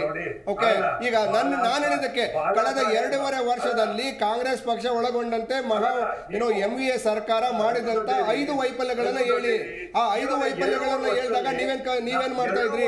ಆ ವೈಫಲ್ಯಗಳ ವಿರುದ್ಧ ಯಾಕೆ ಹೋರಾಟ ಮಾಡಿಲ್ಲ? ನೀವು ಏನು ಹೋರಾಟಗಳನ್ನ ಮಾಡಿದ್ರಿ ಅದನ್ನ ತಿಳಿಸಿ ಜನತೆಗೆ ಹೇಳಿ. ನೀವು ಅದನ್ನ ಕೇಳ್ತಾ ಇರೋದು ನಾನೇ ಈಗ ನಾನು ವಿರೋಧ ಪಕ್ಷದಲ್ಲಿ ಇದ್ದೀನಿ, ಕೇಳಿ. ನಾವು ಆಯ್ತಾ, ಶಿವಸೇನೆ ಜೊತೆ ಉದ್ಧವ್ ಠಾಕ್ರೆ ಜೊತೆ ಮೈತ್ರಿ ಮಾಡ್ಕೊಂಡಿದ್ದು, ನಿಮ್ಮ ಮಹಾ ವಿಕಾಸ ಅಗಾಡಿ ಮಾಡ್ಕೊಂಡಿದ್ದು. ಆಯ್ತಾ, ನಾನ್ ನಿಮಗೆ ಪ್ರಶ್ನೆ ಕೇಳೋದಕ್ಕೆ ನೀವು ಆನ್ಸರ್ ಹೇಳ್ತಾ ಇಲ್ಲ, ನೀವು ಬರೀ ಓಡಾಡ್ತಾ ಇದ್ದೀರಾ, ನೀವು ರೌಂಡ್ ಸರ್ಕಲ್ ಆಗ್ತಾ ಇದ್ದೀರಾ ಹೊರತು ನಿಜವಾದಂತ ಪ್ರಶ್ನೆಗೆ, ರಾಜಕೀಯ ಉತ್ತರ ಕೊಡಿ. ನೀವು ಯಾಕೆ ಆರಿಕೆಯ ಉತ್ತರವನ್ನ ಕೊಡ್ತಾ ಇದ್ದೀರಿ? ಕಳೆದ 2.5 ವರ್ಷದಲ್ಲಿ ನೀವು ಯಾವ ವೈಫಲ್ಯಗಳ ಕಾರಣದಿಂದ ಈ ಸರ್ಕಾರವನ್ನ ಬೀಳ್ಸಿದ್ವಿ ಅನ್ನೋದಕ್ಕೂ ಆನ್ಸರ್ ಮಾಡಿ. ನೀವು ಆನ್ಸರ್ ಮಾಡಲ್ಲ, ನೀವು ಬಿಡಲ್ಲ, ಡಿಬೇಟ್ ಮಾಡಕ್ಕೆ ಹೋಗಲ್ಲ. ಓಕೆ, ಸೊ ಈಗ ಬಿಡಿ, ಅವರು ಬರೀ ವಿಜಯ್ ಮಾತಾಡ್ತಾನೆ ಇರ್ತಾರೆ, ಅವರು ನಿಲ್ಸಲ್ಲ. ಅವ್ರದೊಂಥರ ಈ ಮಷಿನ್ ಇದ್ದಂಗೆ. ಓಕೆ, ಈ ಮಷಿನ್ಗೆ NCP ಪಕ್ಷ ನಾವಲ್ಲ. ಆಯ್ತಾ, ಅದನ್ನ ಬಂದು ಜ್ಞಾಪಕ ಮಾಡ್ಕೊಳ್ಳಿ. ಓಕೆ ಬಿಡಿ. ಸರಿ, ಒಂದು ನಿಮಿಷ ನೋಡಿ. ಸರಿ ವಿಜಯ್ ಅವರೇ, ಆಯ್ತು, ನೀವು ಮಾತು ಮುಗಿಸಿದ್ರೆ ನಾನು ಮಾತಾಡ್ತೀನಿ. ಒಂದು ನಿಮಿಷ ಇರಿ. ನೀವು ನಿಮ್ಮ ಎನ್ಸಿಪಿ ಪಕ್ಷ, ನಾವೆಲ್ಲ ಇಟ್ಟಿರೋದು. ಸರಿ ಸರಿ, ಒಂದು ನಿಮಿಷ ಸುಮ್ಮನೆ ಇರ್ತೀರಾ? ಒಂದು ಕುಟುಂಬದ ತರ, ಆಯ್ತಾ, ಅದನ್ನ ಹಾಳು ಮಾಡಕ್ ಹೊರಟಿದ್ದು ನೀವು. ಡಿಬೇಟ್ ಇದು ಚರ್ಚೆ ಐ ಥಿಂಕ್ ಇದೆಲ್ಲೋ ಬೇರೆ. ವಿಜಯ್ ಅವರೇ, ಸುಮ್ಮನೆ ಇದ್ರೆ ಡಿಬೇಟ್ ಮುಂದುವರಿಸಬಹುದು. ಮ್ಯೂಟ್ ಮಾಡಕ್ಕೆ ಹೇಳಿ ಅವ್ರಿಗೆ ಒಂದು ಸ್ವಲ್ಪ ಹೊತ್ತು. ನೀವು ಸುಮ್ಮನೆ ಓಕೆ. ಈಗ ಏನಂತಂದ್ರೆ ಈ BJP ಸರ್ಕಾರ ಬಂದಾಗ್ಲಿಂದ ಈ ED IT ರೇಡ್ಗಳು, CBI ರೇಡ್ಗಳು ಸುಮಾರು ಜನ ವಿರೋಧ ಪಕ್ಷಗಳವ್ರ ಮೇಲೆ ಸಾಕಷ್ಟು ಆಗ್ತಾ ಇದೆ. ಆದರೆ ಈ ಒಂದು ಸಂಸ್ಥೆಗಳ ನಗ್ಪಾಟ್ಲಾಗ್ಬಿಟ್ಟಿದೆ ಜನಕ್ಕೆ. ಹೋಗಿ ಇಷ್ಟು ವರ್ಷಗಳಿಂದ IT ರೇಡ್ಗಳು ED ರೇಡ್ಗಳು ಮಾಡ್ತಿದ್ದಾರೆ. ಯಾವ್ದಾದ್ರು ಒಂದೇ ಒಂದು ಪ್ರಕರಣ ತಾರ್ಕಿಕ ಹಂತಕ್ಕೆ ತಗೊಂಡೋಗಿದ್ದಾರೆ ಇದುವರೆಗೂ ಇಲ್ಲ. ಇದು ಬರೀ ಪ್ರಾದೇಶಿಕ ಪಕ್ಷಗಳನ್ನ ಅಥವಾ ರಾಜಕೀಯ ಪಕ್ಷಗಳನ್ನ, ವಿರೋಧ ಪಕ್ಷಗಳನ್ನ ಹೆದರ್ಸ್ಲಿಕ್ಕೆ ಒಂದು ದೊಡ್ಡ ದೊಡ್ಡ ಲೀಡರ್ಗಳ ಮೇಲೆ ED ರೇಡ್ ಮಾಡಿಸೋದು, ಅದ್ರ ಹೆದರ್ಸಿಟ್ಟು ಹೇಳೋದು, ಇದು ಒಂದೇ ನಡೀತಾ ಇದೆ ಹೊರತು ಯಾವುದೇ ಒಂದು ಕೇಸ್. ಇವಾಗ ನೋಡಿ, ನಮ್ಮದೇ ಸತ್ಯೇಂದ್ರ ಜೈನ್ ಅವರು ಇವತ್ತು ಜೈಲಲ್ಲಿ ಇದ್ದಾರೆ ಅಂತ ಹೇಳ್ಬಿಟ್ಟು ನನ್ನ ಮೊನ್ನೆ ಡಿಬೇಟಲ್ಲಿ ಹೇಳ್ತಾ ಇದ್ರು. ED ಕೇಸ್ ಅವ್ರದ್ದು 8 ವರ್ಷದಿಂದ ನಡೀತಾ ಇದೆ. ಯಾಕೆ ಇಷ್ಟು ಸಮಯ ಆಗ್ತಾ ಇದೆ? ಅವ್ರ ಹತ್ರ ಇದ್ರೆ ಸಾಬೀತುಪಡಿಸ್ಲಿ, ಅದಾಗಲ್ಲ. ಇದೇನಂತಂದ್ರೆ ಪಕ್ಷಗಳನ್ನ ತುಳಿಲಿಕ್ಕೋಸ್ಕರ ಈ ಸಂಸ್ಥೆಗಳು ಯೂಸ್ ಮಾಡ್ತಾ ಇದ್ದಾರೆ ಅಷ್ಟೇ BJPನವರು. ಅದಾದ್ಮೇಲೆ ಇನ್ನೊಂದೇನಂತಂದ್ರೆ, ಇವಾಗ ನೋಡಿ, ಇವಾಗ ಶಿಂದೆ ಅವ್ರನ್ನ CM ಮಾಡಿದಾಗ BJPಗೆ ಯಾರು ಹೋಗ್ತಾರ ಅಂತ ನಾನು ಕೇಳ್ತಿದ್ರು. ಇದು ಯಾವ್ಯಾವ ಪಕ್ಷಗಳಿಂದ ಅವ್ರಿಗೆ ಮುಂದಿನ ಚುನಾವಣೆಗಳಿಗೆ ಸಮಸ್ಯೆ ಆಗುತ್ತೋ ಅಂತ ಪಕ್ಷಗಳನ್ನ ಹೊಡೆಯೋದು, ಅಲ್ಲಿಂದ ದೊಡ್ಡ ಲೀಡರ್ಗಳು ತಗೊಂಡು ಹೋಗೋದು, ಅದು ಸರ್ವೇ ಸಾಮಾನ್ಯ ಆಗೋಗ್ಬಿಟ್ಟಿದೆ. ಇವತ್ತಿನ ದಿವಸ ಅವರು ಅಸ್ಸಾಂ ಚೀಫ್ ಮಿನಿಸ್ಟರ್ ಎಲ್ಲಿದ್ರು? ಮುಂಚೆ ಕಾಂಗ್ರೆಸ್ನಲ್ಲಿದ್ದರು. ಇವತ್ತಿನ ಮಧ್ಯಪ್ರದೇಶದಲ್ಲಿ ಒಂದು ಧೀಮಂತ ಲೀಡರ್, ಒಂದು ಯುವ ನಾಯಕ ಕಾಂಗ್ರೆಸ್ನಲ್ಲಿದ್ದು ಜ್ಯೋತಿರಾದಿತ್ಯ ಸಿಂಧಿಯಾ ಎಲ್ಲಿದ್ದಾರೆ? ಇವತ್ತಿನ ದಿವಸ BJPಯಲ್ಲಿದ್ದಾರೆ. ಅದೇ ಒಂದು ಫಾರ್ಮುಲಾ ರಾಜಸ್ಥಾನದಲ್ಲಿ ಟ್ರೈ ಮಾಡಿ ಪೈಲಟ್ನ ಕರ್ಕೊಂಡ್ಬರ್ಲಿಕ್ಕೆ ನೋಡಿದ್ರು, ಅದು ಆಗಲಿಲ್ಲ. ಅದು ಅಲ್ಲಿ ವ್ಯರ್ಥ ಆಯಿತು. ಇನ್ನೂ ಪ್ರಯತ್ನ ಮುಂದುವರಿಸ್ತಾನೆ ಇದ್ದಾರೆ. ಇದು ಎಲ್ಲ ಕಡೆ ಒಂದು ರಾಷ್ಟ್ರೀಯ ಪಕ್ಷವಾದ ಕಾಂಗ್ರೆಸ್ ಆಗಿರ್ಬೋದು, ಅಥವಾ ಪ್ರಾದೇಶಿಕ ಪಕ್ಷಗಳಾದ ಶಿವಸೇನೆ ಆಗಿರ್ಬೋದು, ಎಲ್ಲೆಲ್ಲಿ ಇವರಿಗೆ ಸಮಸ್ಯೆ ಆಗೋದಂತ ಇದೆಯೋ ಅಲ್ಲಿ ಆ ಪಕ್ಷಗಳನ್ನ ಒಡೆಯೋ ಒಂದು ಕಾರ್ಯಕ್ರಮ ಇವರು ಸತತವಾಗಿ ಇಡೀ ರಾಷ್ಟ್ರಾದ್ಯಂತ ಮಾಡ್ತಾ ಇದ್ದಾರೆ ಅಷ್ಟೇ. ಓಕೆ, ನೋಡಿ, ನಿಜವಾಗ್ಲೂ ಏನೋ BJPಗೆ ಏನಾದ್ರು ನೈತಿಕತೆ ಇದ್ರೆ, ನಿಜವಾಗ್ಲೂ BJP ಏನಾದ್ರು ಇಲ್ಲ ನಾವು ED IT-ಗಳನ್ನ ಉಪಯೋಗಿಸ್ಕೊಂತ ಇಲ್ಲ ಅಂತ ಹೇಳಿದ್ರೆ, ED ಕೇಸ್ ಆಗಿ ವಿರೋಧ ಪಕ್ಷದಲ್ಲಿರ್ತಕ್ಕಂಥ ನಾಯಕರುಗಳ ಮೇಲೆ ED ಫೈಲ್ ಆದ್ರೆ ನಮ್ಮ ಪಕ್ಷಕ್ಕೆ ಸೇರಿಸ್ಕೊಳ್ಳಲ್ಲ ಅಂತ ನೇರವಾಗಿ ಹೇಳಿ.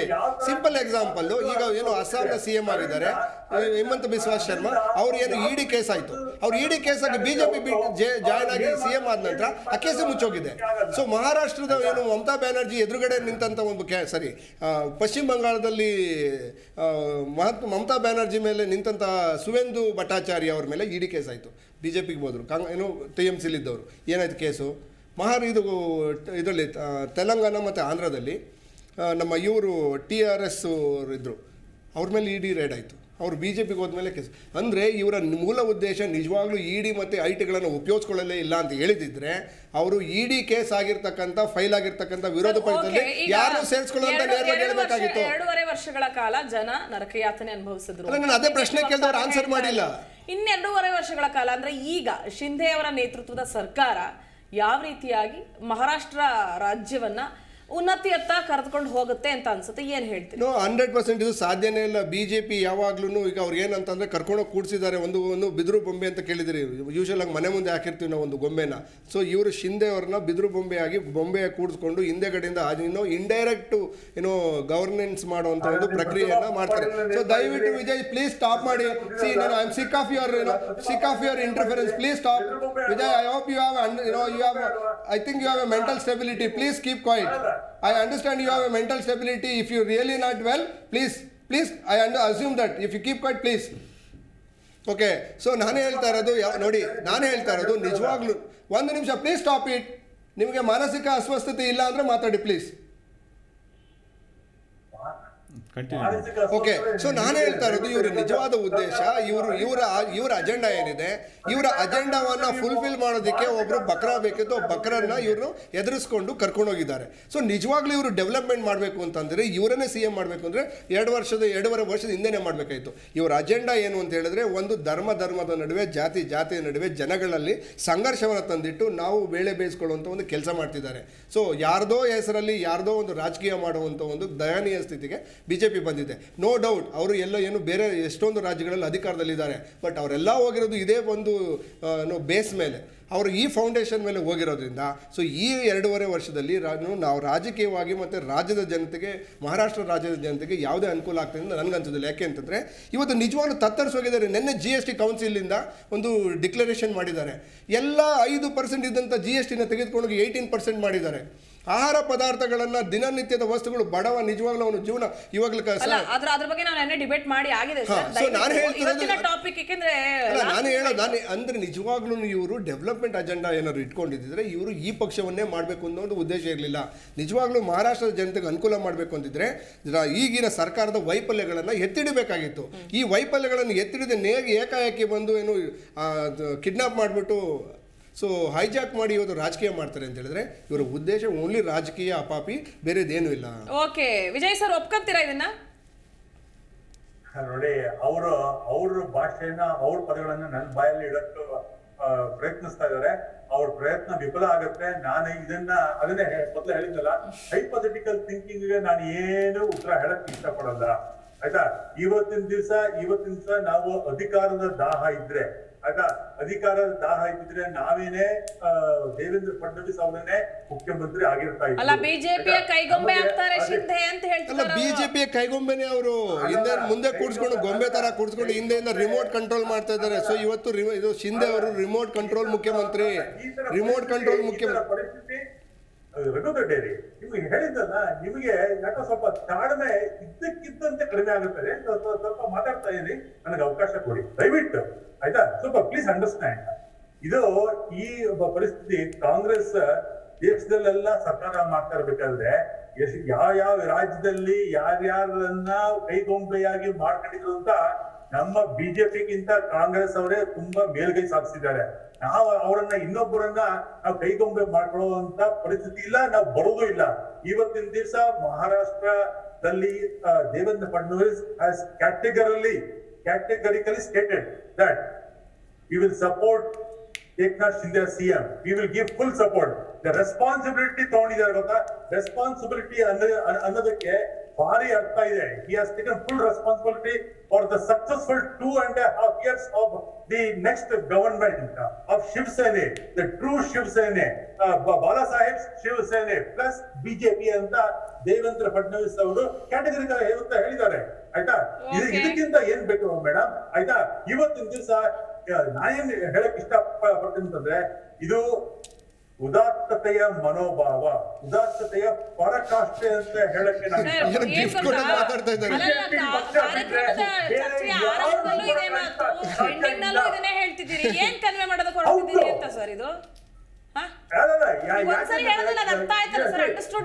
ಅಂದ್ರೆ ಅದ್ರ ಅರ್ಥ ನಾವು ಫಾಲೋ ಮಾಡ್ತಿಲ್ಲ ಅಂತ ಹೇಳಿದ್ರೆ ಇಂಡೈರೆಕ್ಟ್ ಆಗಿ ಸ್ಟ್ರೆಸ್ ಮಾಡ್ತಿಲ್ಲ.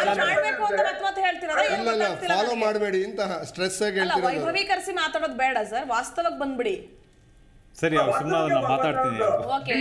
ಒಂದು ನಿಮಿಷ ವಿಜಯ್ ಅವರೇ, ಒಂದು ನಿಮಿಷ ಸುಮ್ಮನೆ ಇರ್ತೀರಾ? ಹೋಗ್ಲಿ, ಆಯ್ತಲ್ಲ, ನಿಮ್ಮ ಮಾತಾಯ್ತಲ್ಲ, ಈಗ ಮಾತಾಡ್ತೀನಿ. ಈಗ ನೋಡಿ, BJPನವ್ರು ಈ ಸರ್ಕಾರ ಬೀಳೋದ್ರಲ್ಲಿ ನಮ್ದೇನು ಪಾತ್ರ ಇಲ್ಲ ಅಂತೆಲ್ಲ ಹೇಳ್ತಾರೆ. ಇವತ್ತಿನ ದಿವಸ ಶಿಂದೆ ಅವರು ಇದೇ ಥರ ಬಂಡಾಯ ಹೇಳಬೇಕು ಅಂತಂದರೆ ಅವ್ರು ಮಹಾರಾಷ್ಟ್ರದಲ್ಲೇ ಇದು ಹೋರಾಟ ಮಾಡ್ಬೋದಿತ್ತಲ್ಲ. ಯಾಕೆ ಇಲ್ಲಿಂದ ಸೂರತ್ಗೆ ಹೋಗ್ತಾರೆ, ಗುಜರಾತ್ ಬಿಟ್ಟು ಗುವಾಹಟಿಗೆ ಹೋಗ್ತಾರೆ?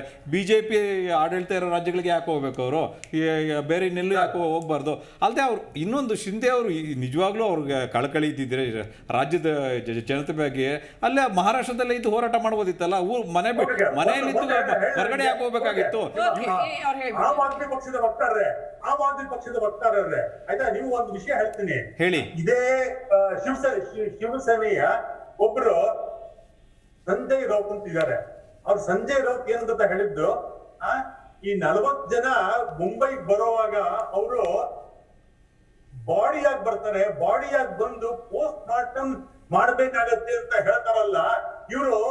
ಇವರು ಸುಪ್ರೀಂ ಕೋರ್ಟ್ ಮೆಟ್ಲು 40 ಜನ ಸುಪ್ರೀಂ ಕೋರ್ಟ್ ಮೆಟ್ಲು ನಮ್ಗೆ ಮುಂಬೈಗೆ ಬಂದ್ರೆ ನಮ್ಮ ಜೀವ ಬೆದರಿಕೆ ಇದೆ, ಸಂಜಯ್ ರಾವುತ್ ಈ ತರ ಹೇಳ್ತಾ ಇದಾರೆ, ನೀವು ಮುಂಬೈ ಬಂದ್ರೆ ಸರ್ ಒಂದು ನಿಮಿಷ ಒಳ್ಳೇದು ನೀವು ಮಾತಾಡಿದಕ್ಕೆ ಹೇಳ್ತೀನಿ. ಇವಾಗ ನೋಡಿ ಅವರು ಒಂದೇ ಒಂದು ನಿಮಿಷ ಓಕೆ ವಿಜಯ್ ನಾನು ಸರ್, ರಿಪ್ಲೈ ಕೊಡ್ತೀನಿ ಓಕೆ, ನಿಮ್ಗೆ. ಈಗ ನೀವು ಹೇಳಿದ್ರಿ ಅಲ್ವಾ? ಇವಾಗ ನೀವು ಹೇಳಿದ್ರಿ ಅಲ್ವಾ ಈಗ? ನೋಡಿ ಒಂದು ನಿಮಿಷ ಅವರ ಪ್ರಶ್ನೆಗೆ ಉತ್ತರ ಸಿಕ್ತು. ವಿಜಯ್ ಒಂದು ನಿಮಿಷ ಇವಾಗ ನೀವು ಹೇಳಿದ್ರಿ ಕರೆಕ್ಟ್. ಇವಾಗ ಸಂಜಯ್ ರಾವತ್ ಅವರು ಬೆದರಿಕೆ ಹೊಡೆದ್ರು MLA ಗಳಿಗೆ ನಾವು ರಕ್ಷಣೆ ಕೊಡ್ಲಿಕ್ಕೆ ಅಂತೇಳಿ ತಗೊಂಡೋಗಿ ಇಟ್ಕೊಂಡಿವಿ ಅಂತ.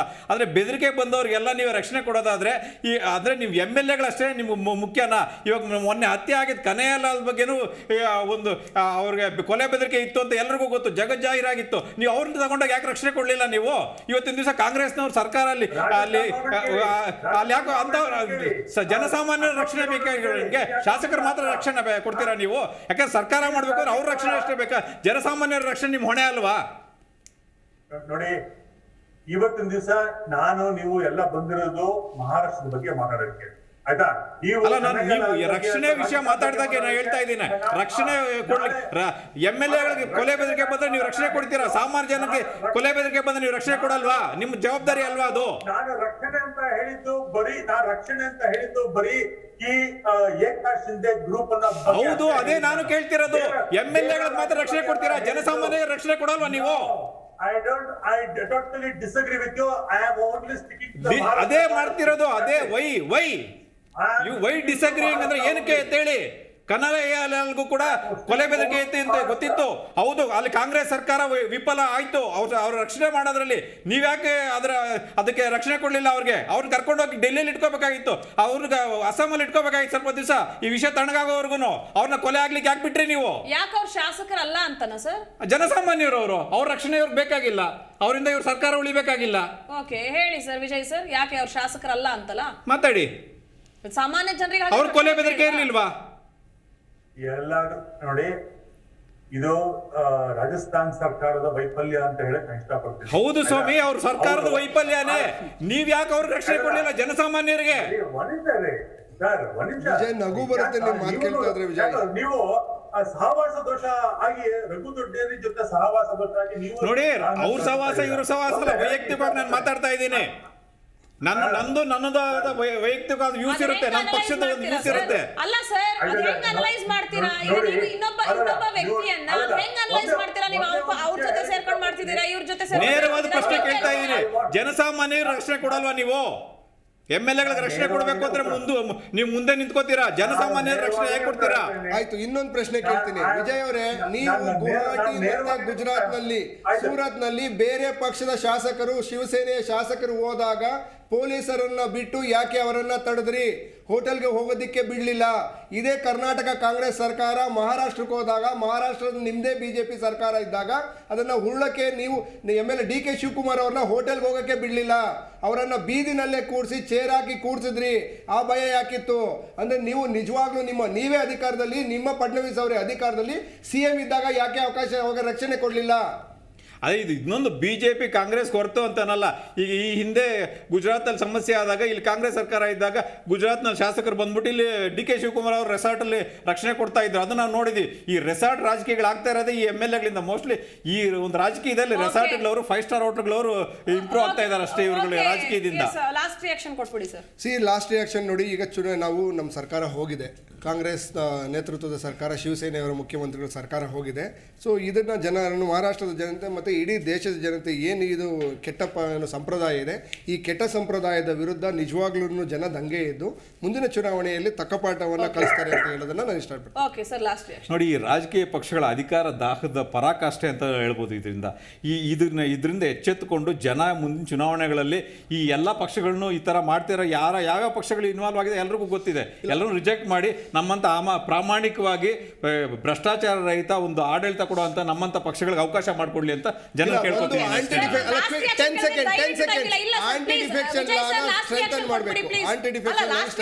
ಅದಕ್ಕೆ ಸರ್ ನಾನು ಕೇಳಿದ್ದು. ವಿಜಯ್ ಸರ್, ಲಾಸ್ಟ್ ರಿಯಾಕ್ಷನ್ ಕೊಟ್ಬಿಡಿ. 2.5 ವರ್ಷಗಳ ಕಾಲ ನರಕಯಾತನ ಅನುಭವಿಸಿದ ಮಹಾರಾಷ್ಟ್ರದ ಜನತೆಗೆ ಇವತ್ತಿನ ದಿವಸ ಮುಕ್ತಿ ಸಿಕ್ಕಿದೆ. ಮುಂದಿನ ಚುನಾವಣೆವರೆಗೂ ಮಹಾರಾಷ್ಟ್ರದ ಜನಗಳು ನಿರಾಳವಾಗಿ ಅಭಿವೃದ್ಧಿ ಬಗ್ಗೆ ಯೋಚನೆ ಮಾಡಬಹುದು. ಬಿಜೆಪಿ ಆಮೇಲೆ ಶಿವಸೇನೆ ಸರ್ಕಾರನಲ್ಲಿ ಮಾಡಕ್ ಹೋಗ್ಬೇಡಿ. ಕರ್ನಾಟಕದಲ್ಲಿ ಮಾಡಿದಂತ 40% ಭ್ರಷ್ಟಾಚಾರವನ್ನ ಅಲ್ಲಿ ಮಾಡಬೇಡಿ. ಮಹಾರಾಷ್ಟ್ರದ ಜನತೆಗೆ ದ್ರೋಹ ಬಗೆಬೇಡಿ. ಮೋದಿ ಯಾಕೆ ಅವ್ರು ಲಾಸ್ಟ್ ರಿಯಾಕ್ಷನ್ ಕೊಡಕ್ಕೂ ಬಿಡಲ್ಲ ಅಂದ್ರೆ ಹೆಂಗೆ ಸರ್ ಇದು? ಹೋಗ್ಲಿ ಅವ್ರು ಲಾಸ್ಟ್ ಡೆವಲಪ್ಮೆಂಟ್ ಅಂತ ಹೇಳಿದ್ರಲ್ಲ, ಡೆವಲಪ್ಮೆಂಟ್ಗೆ ದಯವಿಟ್ಟು 40%. ನಿಮ್ಗೋಸ್ಕರ ಸಪರೇಟ್ ಆಗಿ ಇಡೀ ದಿನ ಡಿಬೇಟ್ ಇಡೋಣ. ಬನ್ನಿ, ನಾನು ಹೇಳ್ಕೊಡ್ತೀನಿ ನಿಮ್ಗೆ ಯಾವ ತರ ಇರ್ತದೆ. ಓಕೆ ವಿಜಯ್ ಸರ್ ಪ್ಲೀಸ್ ಹೇಳಿ. ಅನುಭವಿಸಿ ಸಾಕು ಅಂತ ಇವತ್ತು ದಿವಸ ಮುಕ್ತಿ ಸಿಗ್ತಾ ಇದೆ. ಏಕನಾಥ್ ಶಿಂದೆ ಸರ್ಕಾರ ಬಿಜೆಪಿ ಜೊತೆಗೆ ಇನ್ನು ಸುಭಿಕ್ಷವಾಗಿ ಡೆವಲಪ್ಮೆಂಟ್ ಯೋಚನೆ ಮಾಡುವಂತ ಸರ್ಕಾರ ಬಂದಿದೆ. ಓಕೆ, ಮೂರು ಪಕ್ಷದ ವಕ್ತಾರರಿಗೆ ಧನ್ಯವಾದಗಳು ಇಷ್ಟೊತ್ತರೆಗೂ ಡಿಬೇಟ್ ಅಲ್ಲಿ ಭಾಗಿಯಾಗಿದ್ದಕ್ಕೆ. ಎಸ್ ವೀಕ್ಷಕರೇ, ನೋಡಿದ್ರಲ್ಲ ಮಹಾರಾಷ್ಟ್ರ ಸರ್ಕಾರದ ಒಂದು ಘಟನೆಗಳು ಹಿನ್ನೆಲೆ ಹೀಗಾಯ್ತು ಹಾಗಾಯ್ತು, ಕುದುರೆ ವ್ಯಾಪಾರ ಆಗಿಲ್ಲ ಅಂತ ಬಿಜೆಪಿ ಅವರು ಹೇಳ್ತಾರೆ, ಆಯ್ತು ಅಂತ ಇವರು ಹೇಳ್ತಾರೆ. ಬಟ್ ಫೈನಲಿ ಮಹಾರಾಷ್ಟ್ರ ಸರ್ಕಾರದಲ್ಲಿ ಶಿಂದೆ ಅವರ ನೇತೃತ್ವದ ಸರ್ಕಾರ ರಚನೆ ಆಗ್ತಾ ಇದೆ. ಮುಂದಿನ 2.5 ವರ್ಷಗಳ ಕಾಲ ಜನ ಈ ಏನು ಒಡಂಬಡಿಕೆಯ ಸರ್ಕಾರವನ್ನ ನಿರೀಕ್ಷೆ ಮಾಡಬಹುದಾ, ಏನೆಲ್ಲ ಅಭಿವೃದ್ಧಿ ಕೆಲಸಗಳಾಗತ್ತೆ, ಜನಕ್ಕೆ ಏನ್ ಕೊಡುಗೆ ನೀಡ್ತಾರೆ ಅಂತ ಕಾದ್ ನೋಡೋಣ. ನಿಜವಾಗ್ಲೂ ಕೂಡ ಕೈಗೊಂಬೆ ಆಗ್ತಾರಾ ಶಿಂದೆ, ಅಥವಾ ಇವರು ಕೀ ಕೊಟ್ಟು ತಿರುಗಿಸುವಂತಹ ಕೆಲಸಕ್ಕೆ ಶಿಂದೆ ಅವರಿಗೆ ಅಧಿಕಾರವನ್ನ ಕೊಟ್ರ ಅನ್ನೋದನ್ನ ಕಾದ್ ನೋಡ್ಬೇಕಾಗುತ್ತೆ. ಇದಾಗಿತ್ತು ಈ ಹೊತ್ತಿನ ವಿಶೇಷ ಚರ್ಚಾ ಕಾರ್ಯಕ್ರಮ. ನೋಡ್ತಾ ಇರಿ ಜೀ ಕನ್ನಡ ನ್ಯೂಸ್, ಸತ್ಯವೇ ಸುದ್ದಿಯ ಜೀವಾಳ.